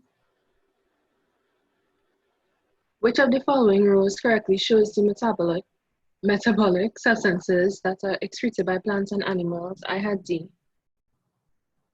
All right, so yes, calcium oxalate correct for plants, but animals. Now, a metabolic substance is a toxic waste substance, right? Now, water is not a toxic substance. It is released in respiration. It is a product of respiration, but oxygen would have been better because, sorry, wait, something, oxygen. No, animals taking oxygen release. Oh, yes, yes. So, yes, that answers D, calcium oxalate in plants, which is the crystal, and animals produce water for respiration. All right. So that answers D. All right, next one. Someone have a question? Annalie, number 32 is C. All right. 33 is D for dog. 34. Okay. Which of the following is least likely to be an example of growth movement in a plant? I had A. A is correct. And 35, which of the following statements about the skeletal system is not correct? I had B. B for bat, right? Bone is tissue that composed of cells, and the cells are living. 36. Which of the following occurs when the arm is flexed? I had D. D for dog is correct, yeah. All right, thank you. Okay. Next person, Naveen. Right, so Naveen will do 37. A 42. detectable, oh, sorry. Read the question for us, please. Okay. A detectable change in the internal or external environment of an organism is called, I had A, a stimulus. Stimulus is correct, yeah. 38. A girl smells a hamburger that is being cooked by her mother and she salivates. Which of the following is the effector which brings about the response? I said B. B is correct, yeah. That's a repeat. 39. The response is most likely brought about by, I said A. Very good, an increase in the light intensity. So the pupil will become constrict, correct. 40. The region which acts in a similar manner to SPF cream is, I say 2B. B, which is, okay. So for this one, what they're talking about, what they want you to think about is melanin. Melanin is, yes, in the upper surface. Now the upper surface is what you call the epidermis. So yeah, so from this point, from point 1 to point 3 is actually epidermis. But this point 1 is what you call the cornified layer.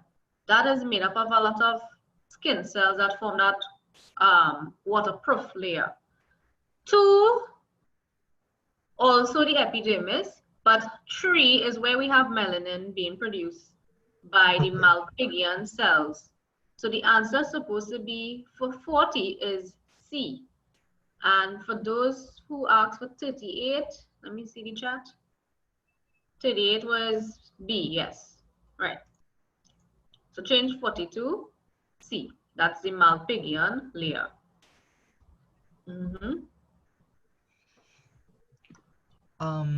Which of the following shows how the defect can be corrected? This one I had D, converging inwards. Okay, so if you look at the light rays, light is being refracted by the lens, but it is focused before the retina. Light, suppose, all right, so this point where the two light rays cross each other, that is where the image is being formed. So this is nearsightedness. Nearsightedness means that the person could see close, but they can't see far, and the image is formed before the retina. All right, and that's because either the eyeball is too long or the lens is too fat. When the lens is too fat, it over refracts the lighter point that it meets before the retina. So to prevent this, you need a diverging or concave lens. Concave is also known as divergent. Convex is also known as convergent. But convex is used to correct long-sightedness. So the answer is supposed to be for 41 is B, diverging and inwards. All right. So just take note of the point at which light, where the image is formed. All right. Last one, 42. The following statements describe the processes taking place within a seed during germination.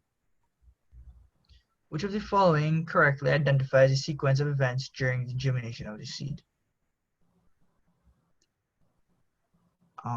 It should be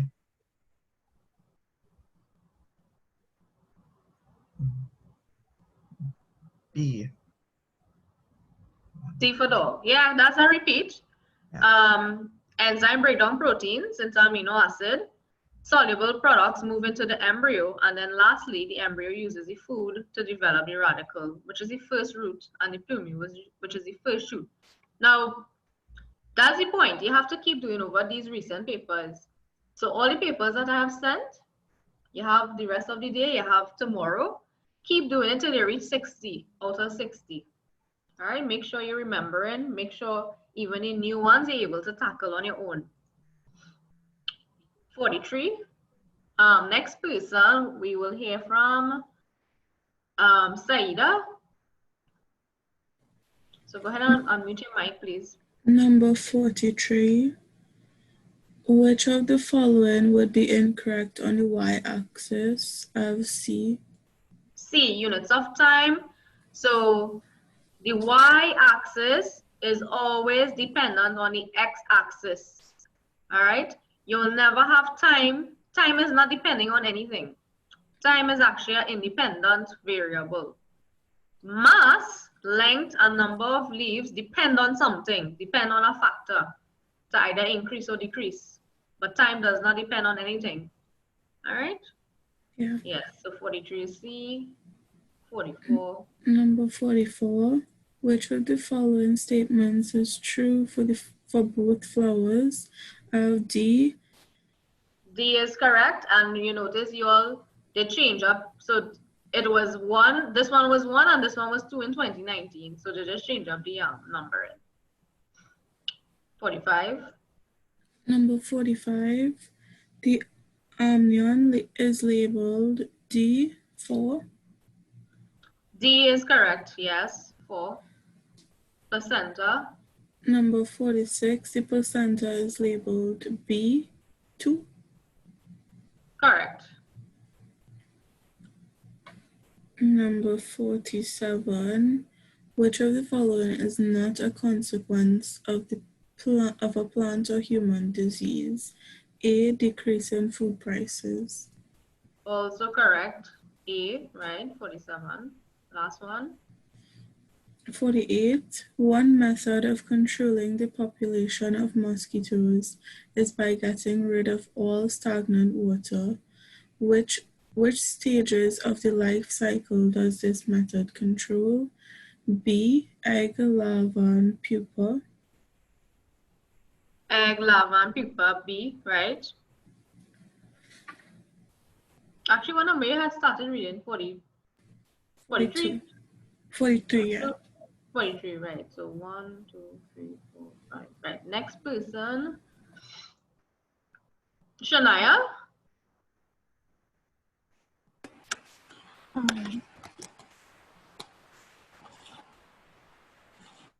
Production of new organisms from one parent only is known as, I had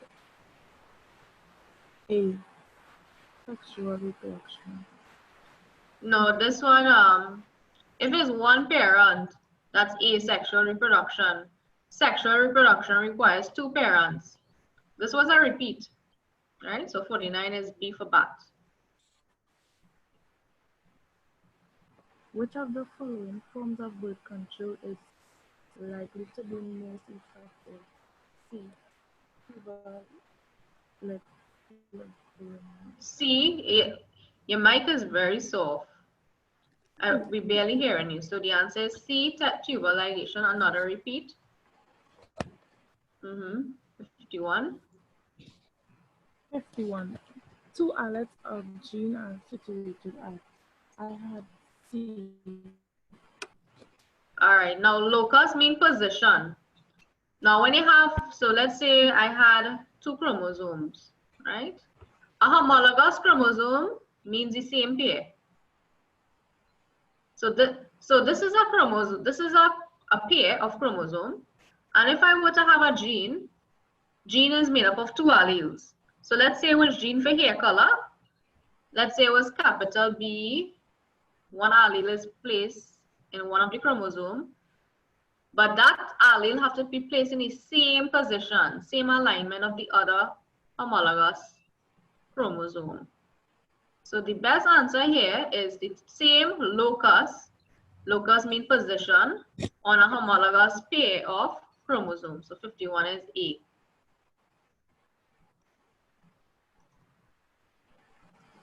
(52) Item 52 refers to the following diagram, which shows a section of a pair of homologous chromosomes. that codes for hair color. Which of the following describes the genotype shown above? I had A.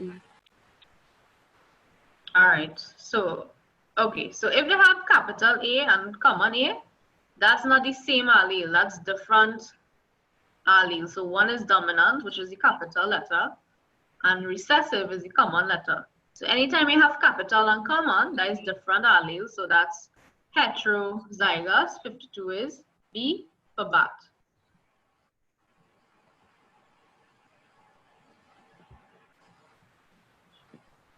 Which of the following statements about meiosis is not true? I put C for this one. D for dog. This is a repeat. It doubles. So not true. Not true. Meiosis is half the number of chromosome, which is 23. Not double the number of chromosome in gametes. Half the number. Last one. 54. Two goats Heterozygous. for fast growth rate across spread. The percentage of the FI population which possesses homozygous allele is, I put C for this one. Now I realized, Shania, you asked me about Genetic. doing over the genetics part. It was you.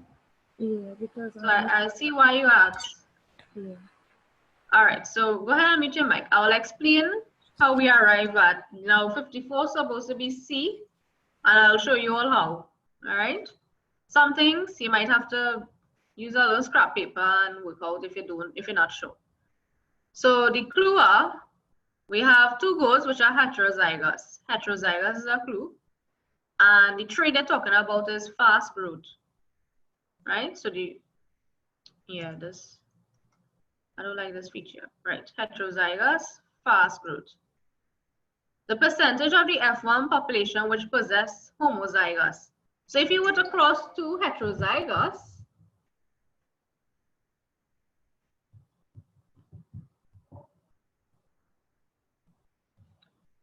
all right, so if you were to cross two heterozygous, so let's just say capital F means fast growth and common F means slow growth. All right.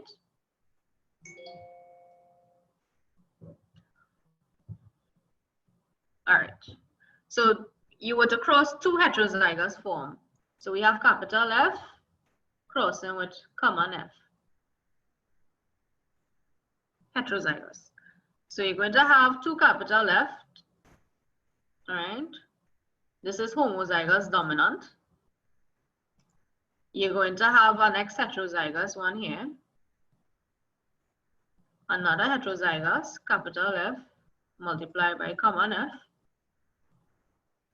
And then lastly, you're going to have small f by small f. So you're going to have homozygous, recessive.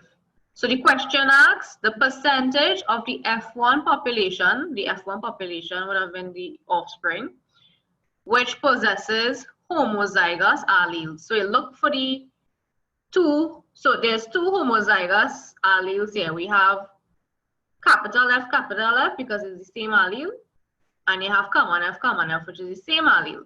Since it's two chances, 2 out of 4 chances, that is 50% chance that the F1 population would possess a homozygous allele. So that answer there was C, and that's how we arrive at it. Okay. I will do after this, I will do a little something with genetics. 55, I will do the last 6. Albinism is caused by a single recessive allele. 2 normal parents have an albino child. This is because, so the parents normal, yet they have an albino child. So that's because the both of them are in fact heterozygous. So let me just prove that. Let's say capital A means normal and common A means the albino allele. So if we were to cross two heterozygous dominant parents, let's see if they will produce an albino child, despite that they are normal still. So we have capital A, capital A, capital A, common A, capital A, common A, and lastly common A by common A. So right, so it is possible for two heterozygous parents who are normal to have an albino child. Right, so that's 25% chance if they ask for percentage. 26. Which of the following options correctly describes DNA, chromosome, gene, and allele? DNA stands for deoxyribonucleic acid. That's a molecule used to make genes and the chromosome structure. So chromosome is built by DNA and a histamine, which is a protein. Gene is the unit that codes for a specific protein in the body. Gene codes for all characteristics of a person. And gene is formed from two alleles, which is an alternate form of a gene. So this 56 is A. 57. In which of the stages shown in the diagram can insulin be produced by the bacterium? So the first thing, you obtain the insulin producing gene from a healthy person. So they cut off that gene, right? They take a bacterium, they take off the plasmid of the bacterium, they cut out a piece of the plasmid, they put the insulin making gene in the plasmid. So that is where you're going to take this plasmid that has the insulin making gene, put it back in the bacteria. So when it reproduces, it makes many copies of the insulin, which can be now cut back out and made either in a tablet form or an injectable. So the answer here, where the insulin is being produced by the bacteria, that's the last stage here. That's D for dog. 58. A species is best defined as a group of organisms that can interbreed, so they could reproduce with each other and produce fertile offspring. If you recall the 2019 paper, they had infertile, which was wrong. But this one, since they have fertile, this is the better option, D for dog. 59. Which of the following is true about natural and artificial? So this is a repeat. 59 is C. Last one, 60. Which of the following statements about genetic engineering and natural selection is correct? All right, so 60 is A, genetic engineering. So genetic engineering deals with, you actually take isolating genes. So you're going into someone's cell, you're going into the nucleus, you're isolating a gene, and you're replacing it or modifying it, all right? Or replacing it with the next gene. So that will in turn change the phenotype. So if you're changing the genotype, you're automatically changing the phenotype of the organism. And since this is in a lab, you're doing this in a petri dish or under a microscope, this is done much faster than if a human was to select a certain plant, breed it, then wait for it to grow. That is very lengthy. So the best answer for 60 is A. All right, so you all can tally up. I hope you all are above 50s. Feel free to let me know how much you got. Keep doing this paper over and over. This is the latest paper. So do it over and over till you get 60. All right, and then we are going to move on to the next paper. So tally up and let me know in the chat. You can send me privately how much you got.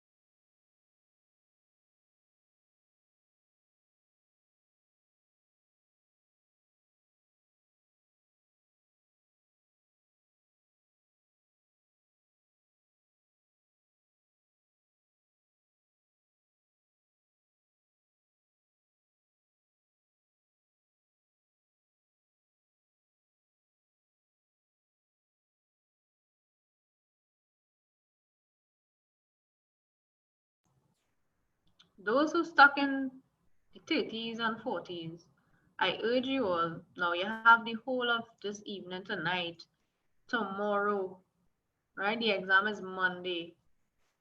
I know some people, you know, they get tired, you have to pace yourself because this is time you have in your hands and you want to make the most of it. So try your very best and repeat. Just keep on doing the papers. Take some breaks after each paper and try to see if you're remembering it. All right. All right, so let me open the 2018 one. We will just start immediately. When it's 2 o'clock or 2:15, we'll go on a short break. All right, so 2018.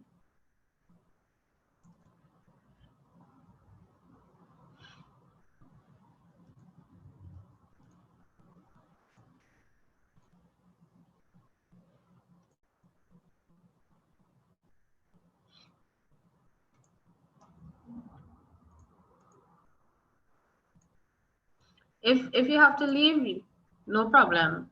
I'm recording this session, right? So it's not a problem. I will also send the answers in case anyone missed anything.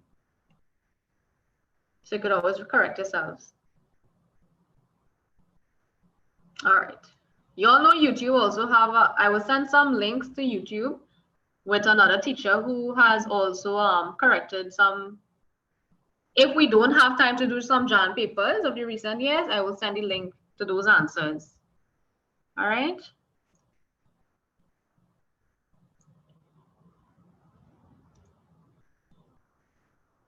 All right, so this is a June 2018.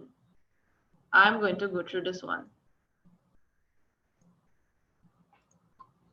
You all see the screen?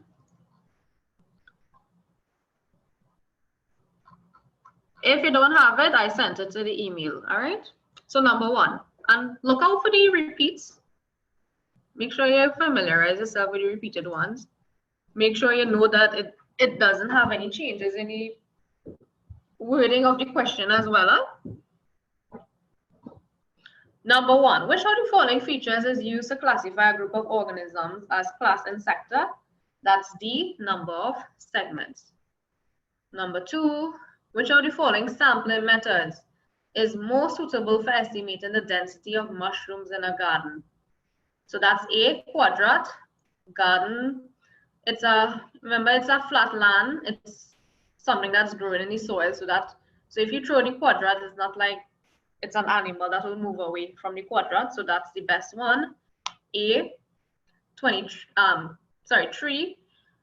Living organisms such as plants are affected by abiotic factors, which determine where they become established. Which of the following options list some of these? So this is also a repeat. 3 is B, sunlight, availability, soil, pH, minerals. Listen clearly to when I'm reading all the answers too. Huh? Number 4, how many food chains are there in the food web shown above? So this one is actually 3 as well. I'm not sure if it's the same one. So you have, sorry. Let me circle them if you're not seeing it. So this is 1, right? Plant, iguana, ocelot. This is 2, plant, squirrel, hawk. And this is 3, plant, squirrel, ocelot. All right, so I got 3. Number 5, which of the following statements describe the relationship where the ocelot eats an iguana and the iguana eats plants? So ocelot feeding on meat, iguana feeding on plant. So that's a carnivore and a herbivore. 5 is C, but ocelot have to hunt and attack the prey. So it's a predator. And the iguana is the prey. So C is the answer. 6, trophic level 1. So that's this guy. So this one they are talking about, that's phytoplankton, which is a planter. So that's A, All food chains begin with a plant. Zooplankton is the animals that live in water, small animals, small invertebrates. Number 7, approximately 10% of the energy stored in food is available to the next organism in a food chain because A, most of the energy is lost as heat during the process of respiration. Number 4 was B for bat. Number 8, which of the following materials is considered to be non-biodegradable? So that's the sardine can, which is aluminum, cannot be naturally decomposed in the environment. All right, newspaper, remember paper is made from trees. Cloth is made from trees, cotton in particular. Number 9, which of the following statements best explain why the coral reef in the Caribbean are at risk? That's B, the Caribbean is a popular tourist destination. Tourists tend to break off the coral during snorkeling.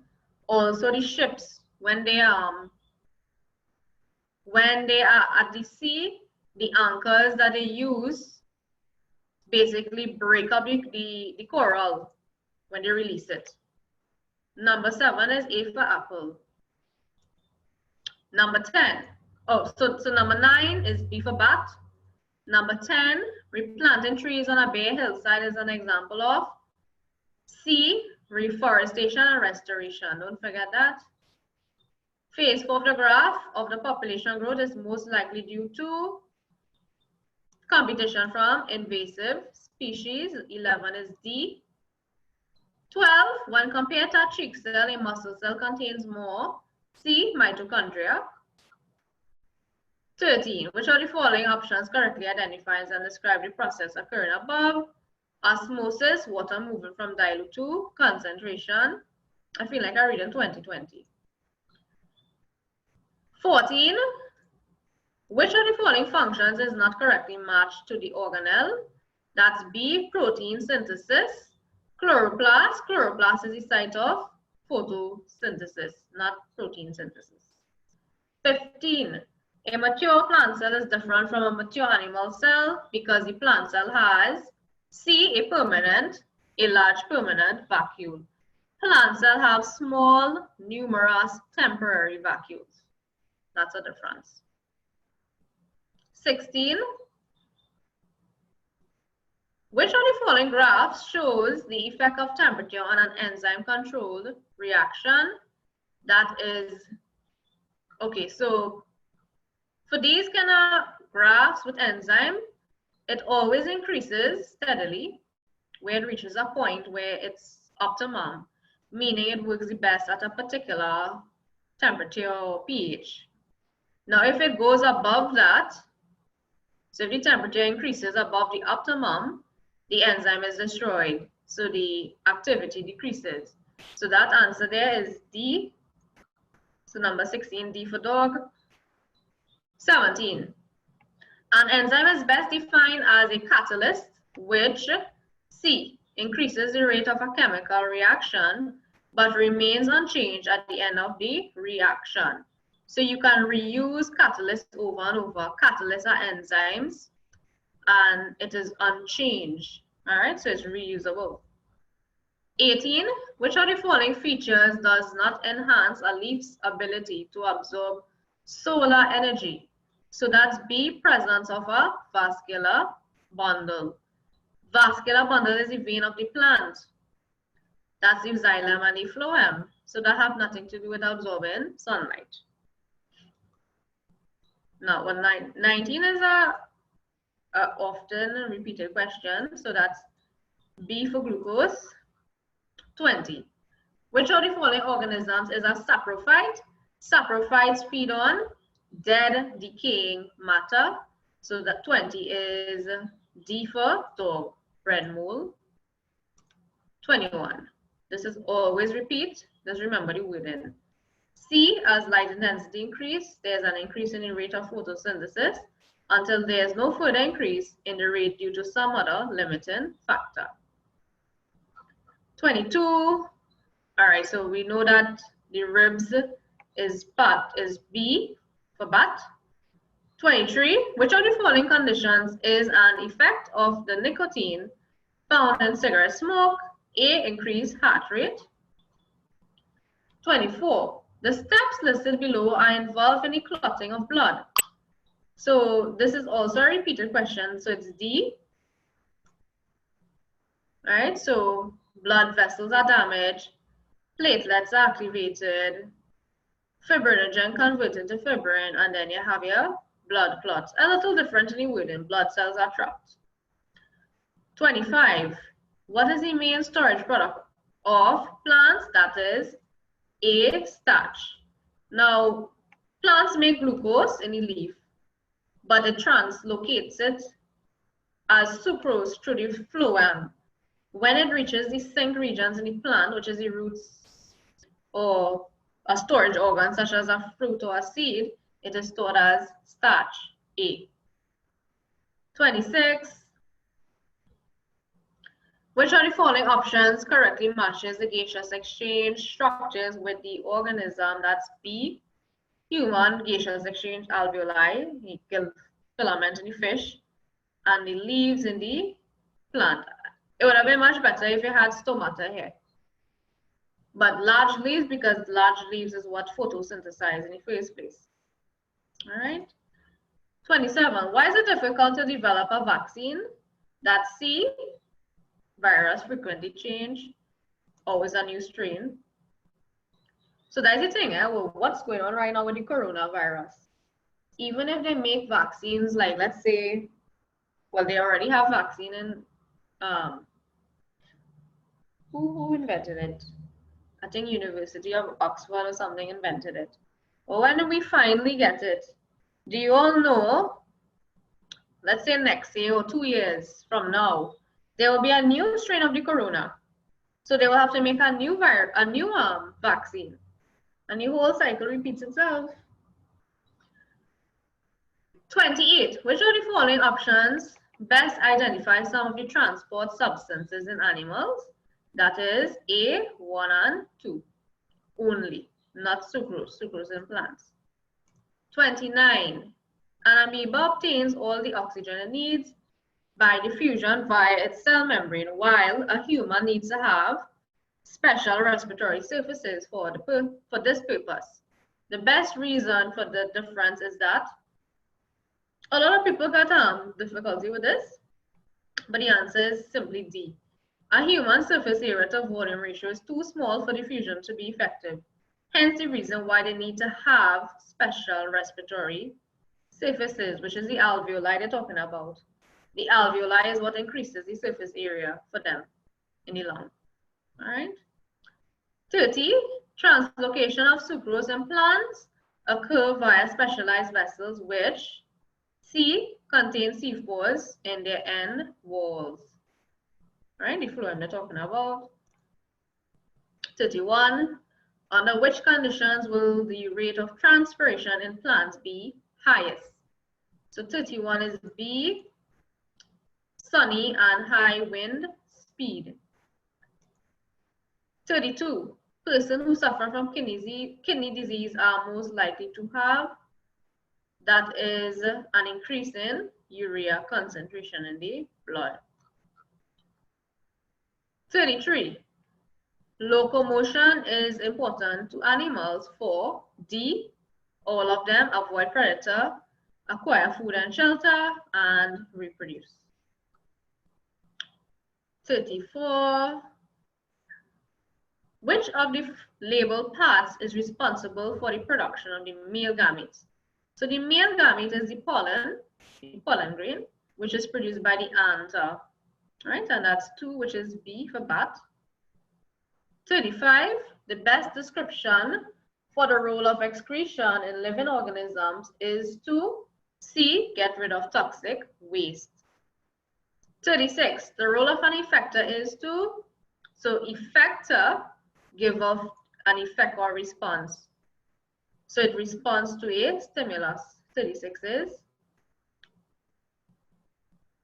B, respond to a stimulus.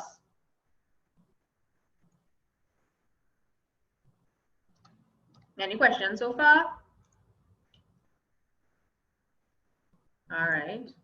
37, which of the following diagrams shows the correct direction which the nerve impulse passes through a reflex arc? So reflex arc does not involve the brain. So it moves from the receptor to the relay. So what you have to look at carefully is the direction of the arrows. So it's always receptor, right, which is the sensory neuron, going towards the CNS, which is the spinal cord here, and you have the relay. Very, very hard to see, right? So the arrow going down, and then you have to go towards the motor, which is connected to the muscle or gland. So 37 is actually A is the answer.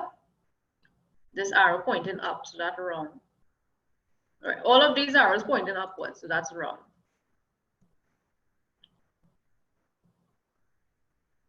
38, which of the following phrases correctly describe the trophic movement in plants? So 38 is C, irreversible growth or path movement. 39, this is a repeat. So this one is D, detectable change in an organism's environment. Response is an organism's reaction to a stimulus. 40 is another repeat. So that's A, an increase in the light intensity. 41, which of the following options correctly identifies the structures labeled 1, 2, and 3? So you're moving from sensory, that's 1. 2, relay. Well, 1 is pointing the skin, so that will have to be the receptor, right? Your receptor is your sense organs. So your skin, eyes, nose, ear, those are they have receptor cells in them. 39 is D for dog. So 41 is D, 1 is receptor, 2 is a spinal nerve, it's connected to the spinal cord, 3 is the effector, right, connected to muscle in the hand. 42, the function of the choroid layer in the eye is to, choroid layer contains a black pigment, and that is prevent the internal reflection of light in the eyeball. Also, the choroid layer is made up of blood vessels, which supply nutrients to the eye. 43, which of the following is an incorrect label? So this is D, unit of time. 44, right, so another sequence of events. 44 is C. First, you have a development of a Graafian follicle, right? So you have a mature egg. Then, well, while the egg has been matured, you have your uterus lining being repaired. So it's getting thicker by estrogen. So now that the body is prepared for pregnancy, ovulation occurs. Ovulation is when the egg is released from the ovary and it's awaiting a sperm. But if a sperm cell does not fertilize the egg, shedding of the uterine lining occurs, which is the menstruation, menstrual bleeding. So 44 is C, right? 45. Another repeat, 45 is D. 46, the production of new organisms from one parent. Another repeat, asexual. 47, another repeat, 100% effective tubal ligation, C. 48, a vector is defined as an organism that, so 48 is D, transmit disease causing organisms. 49, I find like to the end of the paper, they just got really lazy. So 49 is A, 1 pollinated by hummingbird, 2 pollinated. And they rearrange the options. So 49 is A. 60. A 60-year-old man, sorry, 50. A 60-year-old man has been diagnosed with hypertension as well as diabetes. Which of the following treatments would be most effective for the diseases? So 50, so is A, you have to exercise, lower the intake of salt for hypertension especially, and consume refined carbohydrates, refined sugars, which will help for diabetes. All right, so 50 is A. 51, which of the following best describes a chromosome? That is B for bat, structure made up of DNA wrapped around histones. 52, as a result of mitosis, each daughter cell has C, same number of chromosomes as the parent cell. 53, which of the following processes will result in genetically identical offspring? That's cloning, right? Which is asexual reproduction, which is mitosis as well. But the term you use is cloning here. 54, a man with blood group A marries a woman with blood group B. They had 2 children, each with blood group AB. The alleles AB are described as, so you have 2 different alleles, both of them being expressed. So that's co-dominant. Co means both, 2, and 2 of them are dominant.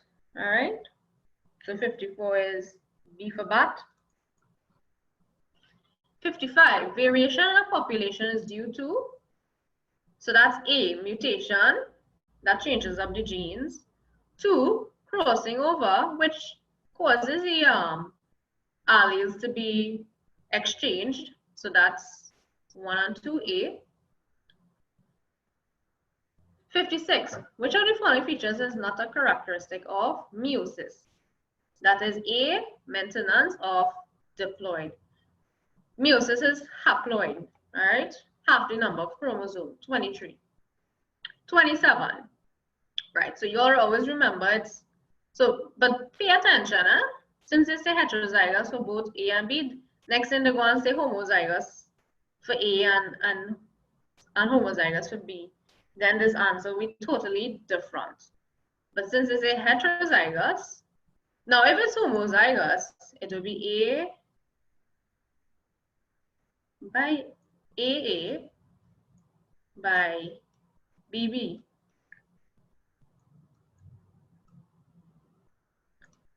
So this will be AB. This will be AB. This will be AB. So this, so if you were to have 2 homozygous parents, one being homozygous for blood group A, the other being homozygous for blood group B, 100% of the offspring will be AB. All right? In case they change up the question. But for this one, it's heterozygous, so it's going to be D. 58, another repeat. C. 59, another repeat. A can interbreed and produce fertile. So the 2 keywords you're looking at is interbreed and fertile. Last one is another repeat. In which stage can insulin be produced? That's the last stage here. So that's D. All right, you all see how easy it is once you get the hang of the past papers. Right, so that is June 2018. Any questions so far? Right, I had asked for some students. I have some Jan 2017. There's just a few that I had missing. Let me see which one you all sent.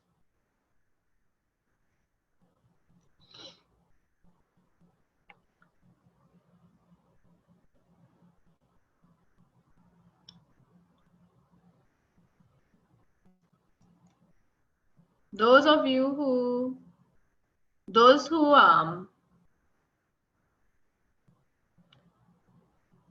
I know some of you all may have Jan papers. The rest of you, do you all want me to send you Jan?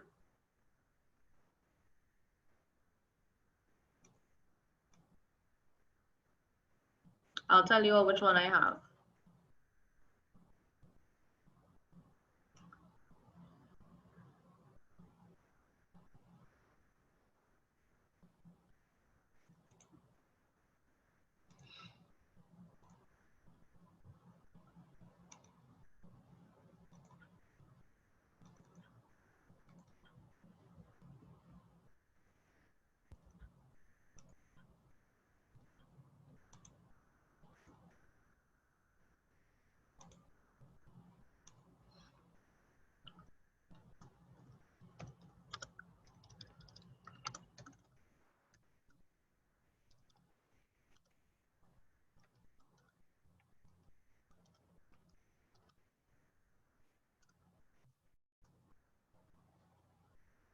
Okay, so the Jan recent ones that I have is Jan 2016 and Jan 2017.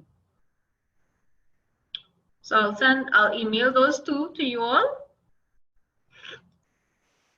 Let's start with Jan 2017. All right.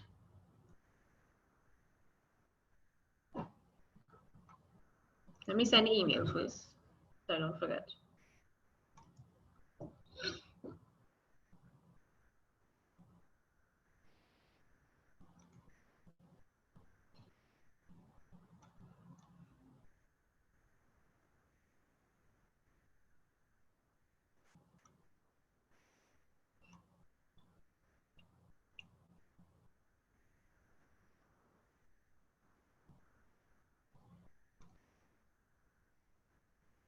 So far, how much papers I sent you all? 1, 2, 3, 4, 5,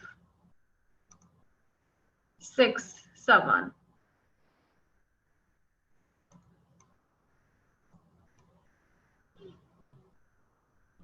I'll also send 2015, June, 2014, and 2013. So you all have 10 years, 10 of the most recent years of past papers. I think that's enough to practice for today and tomorrow. Right, so let me send those. I know most of you all may have it already, those who were students of mine. So you can ignore these emails. 2015, 2014, 2013. Right, so that's 10 years of past papers.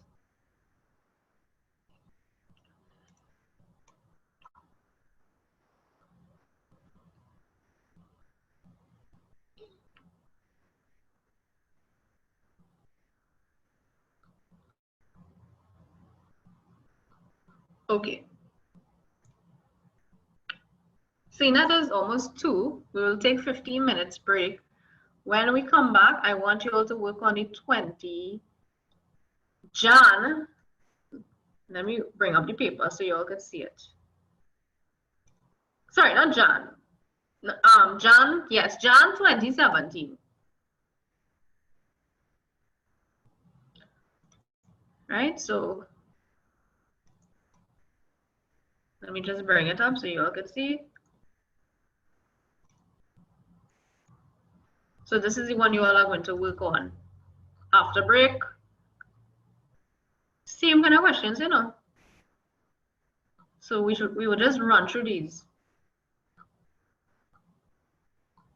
But do it as a test. Do it without notes. Try your best to remember. All right. There will always be some questions in between that they have not seen.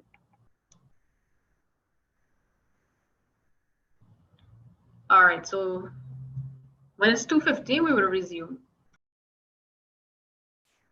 Number 29, which of the labeled parts represent the ligament? So ligament hold bone to bone. So you're looking for one, it's a band that is connecting these two bones. So that is 4, which is D, 29 is D. 30. Which of the following are involved in the formation of blood clots? That is platelets, A. 31, this is a repeated question, so it's B, surface area to volume ratio decreases. 32, all of these actions are examples of responses. So whenever there's a stimulus, a change in the environment, these are the various responses that will take place. Withdrawal of an earthworm into its burrow when touched. So the stimulus was touch. Bending of shoots towards light, stimulus is light. Rolling up of the millipede when touch, touch again, and light. So light and touch was the stimulus, and the response is what the organism is what is the effect the organism is carrying out. All right, 33. The receptor is the C, sensory endings of the skin. So our skin has pain, temperature, pressure, receptor side, which are special cells that detect changes in the environment. All right, so the heat receptor in the skin will detect that hot object. That's C. 34, fats are good food reserves because they have a high energy value, B. So this is a repeat. 35 is D.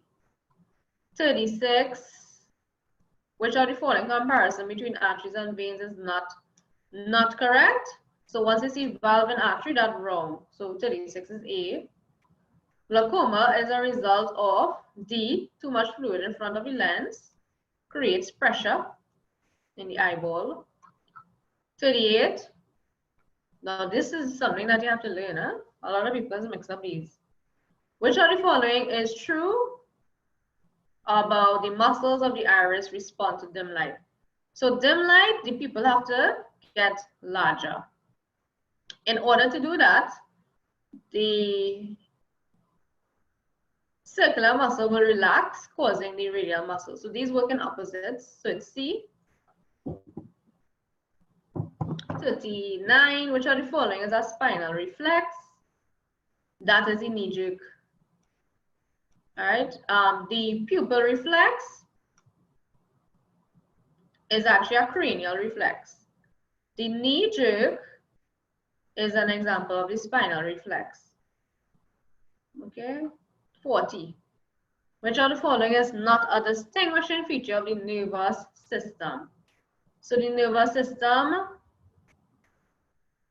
is not associated with long-lasting effect. It's very quick. It's a very rapid type of response, a very quick manner in which you react to a stimulus. And these messages are transported in seconds. All right. 41. Which of the labeled portion of the graph represents the unusually short students? So it's not much unusually short individuals in a population. So that will be A. 42. This is D. Repeat. 43. One advantage that sexual reproduction has over asexual reproduction is that sexual reproduction, B, leads to variation. All right. 44. Pollen grains, which are small, light, odorless, and smooth, are most likely transferred by C, the wind.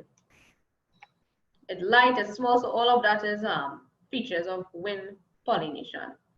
45, which of the following is not necessary for germination to take place? That will be, all right, so this is a repeated one often, and I had to look this up because I've realized there are a lot of plants that don't require light to germinate. There are plants that germinate in darkness. So this one is, 45 is A. Teachers may have told you it would have been they lean against D or B, but it's actually there. You don't need light for some seeds to germinate. If you notice, sometimes if you plant something overnight and until the next day, then you start to see shoot and the roots start to form, right? So germination takes place in darkness. That's to prove that you can prove it if you grow a plant. If you put a seed and leave it overnight. 46. Pollination is the process by which pollen is transferred from the anther to the stigma. Right? 47. The amnion is C. The placenta is A. Right? This is microvilli in the placenta. 49. Which of the following organisms transmit the yellow fever virus? That would be the Aedes aegypti. Anopheles transmits the protozoa, which causes malaria. Right? Number 50. All right, almost finished. Which of the following methods can be used in the treatment of hypertension? All of them. Which of the following statements about meiosis is not true? Chromosome number is maintained. Right, so not true, it is halved. the chromosome number is halved. So it's from, instead of 23 pairs, it's 23 chromosomes. Or instead of 46 chromosomes, it's 23 chromosomes. So it is not maintained. 52, the gene for coat color in cattle shows incomplete dominance. A purebred, all right, so this is a clue. Purebred cow with a red coat mates with a purebred bull with white coat. All right. All of the offspring have roan. So incomplete dominance is when the alleles blend, forming a third form of a gene. And this happens a lot in the flowers, the red and the white flower making pink flower. So just be mindful of that. So let's work this out. All of the offspring will have roan, which of the following would represent the genotype? Well, you don't have to work out anything, but anytime you hear the word incomplete dominance or the mixing of colors, then it will have two different letters to represent the alleles. So red and white makes roan, right? So that would be 52 is B. All right, 53. Which of the following processes may be used by humans to change the characteristics of a particular organism in a short time? So that is, in a short time, that is genetic engineering alone. A. 54. 4 children born to the same parents have blood group A, B, and O. Which of the following represents the genotype of the parent? So this is a similar one. So it's AO and BO. Right? Because it's all of the different types of blood groups. So that's B. Variation in populations is due to B, mutation, and 3, crossing over. Asexual produces a clone, not a offspring with variation. 56, in a particular plant, red and white flower color show co-dominance. If 2 heterozygous pink flower work across, right? So I will show you how to work this out just in case. So they tell you 2 heterozygous pink flowers, right? So that means pink is, we represent it as 2 different alleles. Red and white makes pink. And then you have red and white, which makes pink.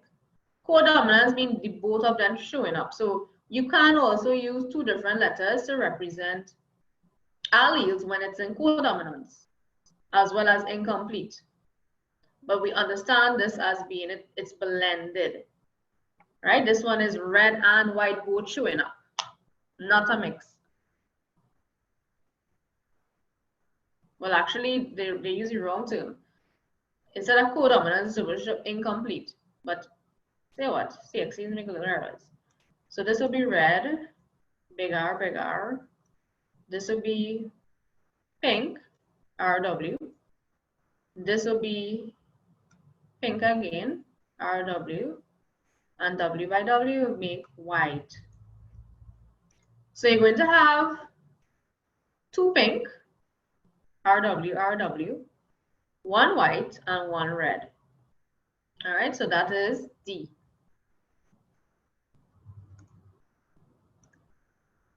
You all can clearly see it's D, 1 red, 2 pink, and 1 white. 57. Which of the following features of cell division refers to mitosis? So that is D, the amount of genetic material in the cell remains the same. Mitosis is when the chromosome number remains the same. All right, so if it's 23 pairs, the offspring will have 23 pairs. 58. Which of the following statement best describe a chromosome? That is B. Repeat, 59. This one again, this one is D. All right, and 60, natural selection differs from artificial selection because in natural selection, the environment determines the beneficial characteristics, not humans. Humans is artificial selection. So that's how it's different. All right, so tell me how you all did in this paper. Tally top up to 60. 34 is B for bat.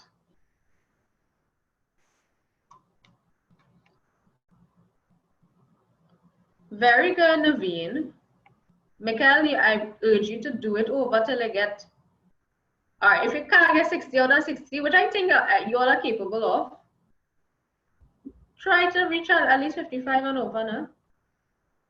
Number 18 was A for apple. Yes, I'm tired. You won't believe. I'm going for a cup of coffee. Right? So, now, let me just show you all something.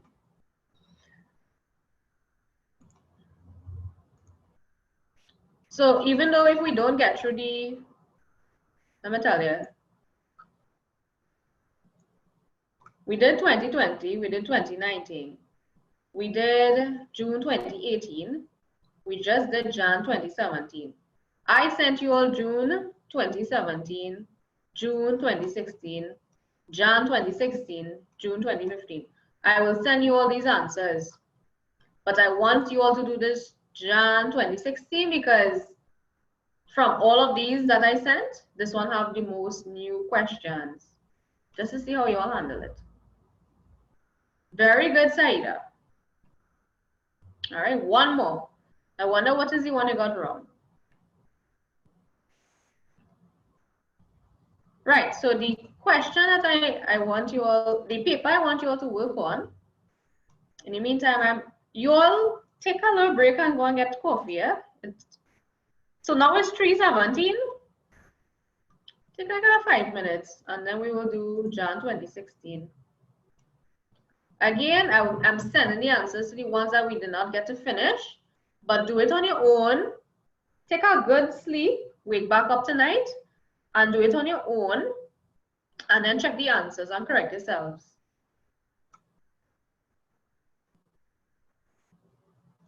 So you all are working on this one, right? I found that this one had really, really different questions.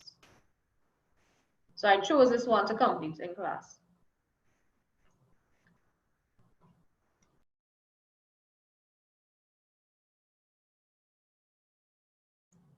Okay, so I know we're coming close to 4 o'clock and you all may be probably like halfway through the paper. All right. Some things I want to go through, the concise notes that I promised for genetics. So you all could pause on the paper. I will send the answers to all the remaining papers that I sent. All right, so after this, the concise notes, I'm going to email this PowerPoint together with the answers. So you all can go through that on your own. You get a heart attack? Oh, sorry, I talk loud. You have on a headset. I am so sorry. Well, that's to wake you up. I just had my cup of coffee, so I have all the energy in the world now. But yeah, you all don't stress. I'm going to send the answers. All you have to do is keep working on these papers. All right, I pinpointed these papers in particular because it's recent years. Feel free to do older years. It's up to you. I will also send a link of someone on YouTube. I think you all probably know of that person. I think it's biology tutor or something like that. They posted answers as well. All right. And I think CSEC guide on Instagram also have answers. So you all could feel free to peruse through those different platforms if you have those profiles. All right. So just to go through what these terms mean, right? Complete dominance is when you have, like say for a particular trait, like say is fur color, you're going to have a dominant form which is in capital letters. Anytime you have two capital letters, it is what you call homozygous because it's the same letters. And they're both dominant because they're both standing out. So the genotype is the symbols, and the phenotype is the physical visible characteristic. So it will show up as black. Even if you had capital B, common B on your chromosome, that means you have two different alleles for the fur color gene. However, it will show up as black because capital B is the dominant allele and is strong. It will be expressed and it will overshadow the recessive form of the allele. Now, if you have two common Bs, you have the two recessive forms. So it's going to show up as brown because there are no other dominant form. The both is recessive, so it will show up as brown. And that is what you call homozygous because it's the same letter, but it's the recessive form. All right. Now, incomplete and codominance. They like to bring this in the flower color and the cow, the black cow and the brown cow, something like that, making roan. All right. So codominance mean that the two alleles are both expressed at the same time. So this is occur in blood groups, like blood group A and B. Now, if you have a red flower and a white flower, and they make red and white, the both colors will show up in a codominant form. All right, but you're using the two different symbols. Now, if it's incomplete, you're going to have a third allele forming, which is the colors blend. So instead of the two colors showing up together in codominance, incomplete dominance, neither of the colors will show up, but a third blended color will show up.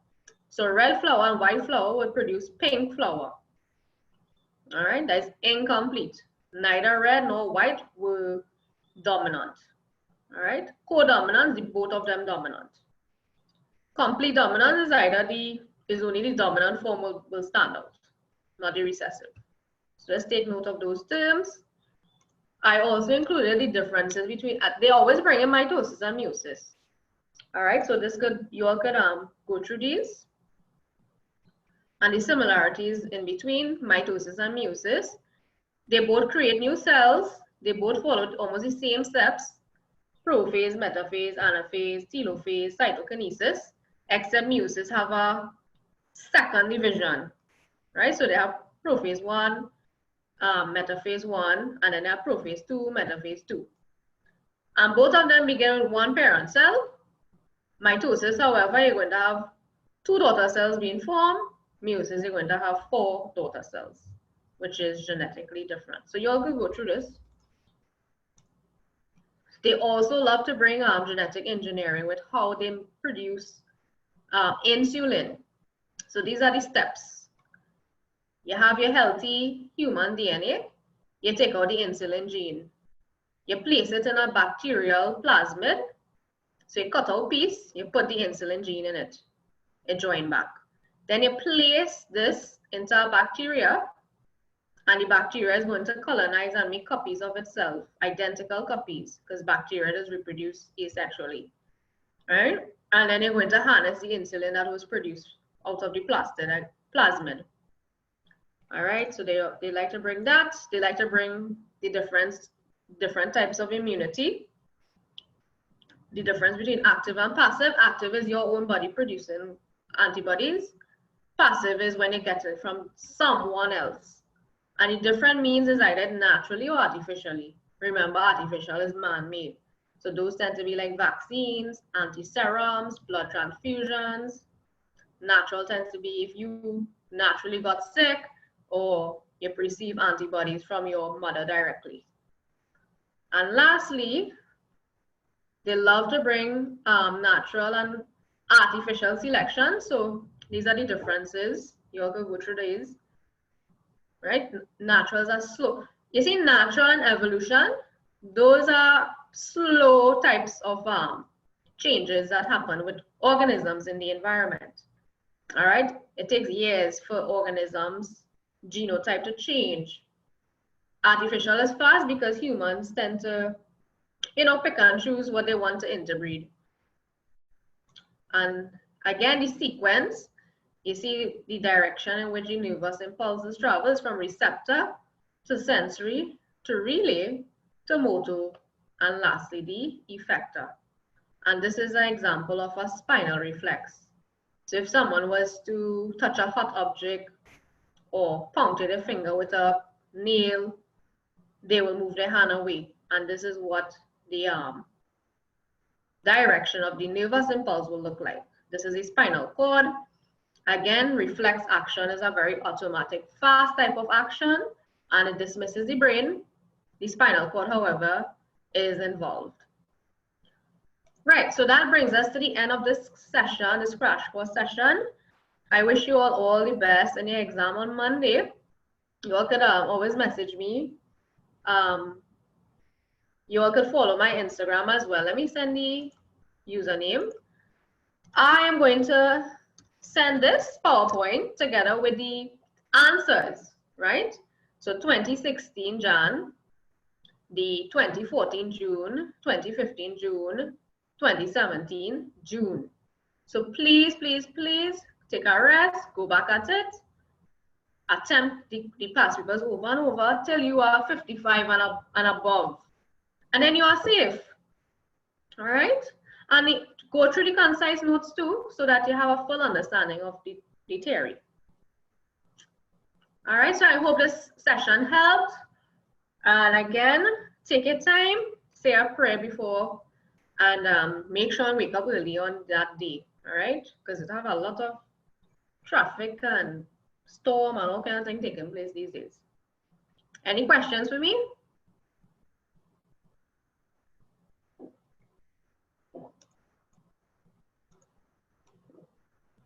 All right, since no questions, look out for the email in your inbox.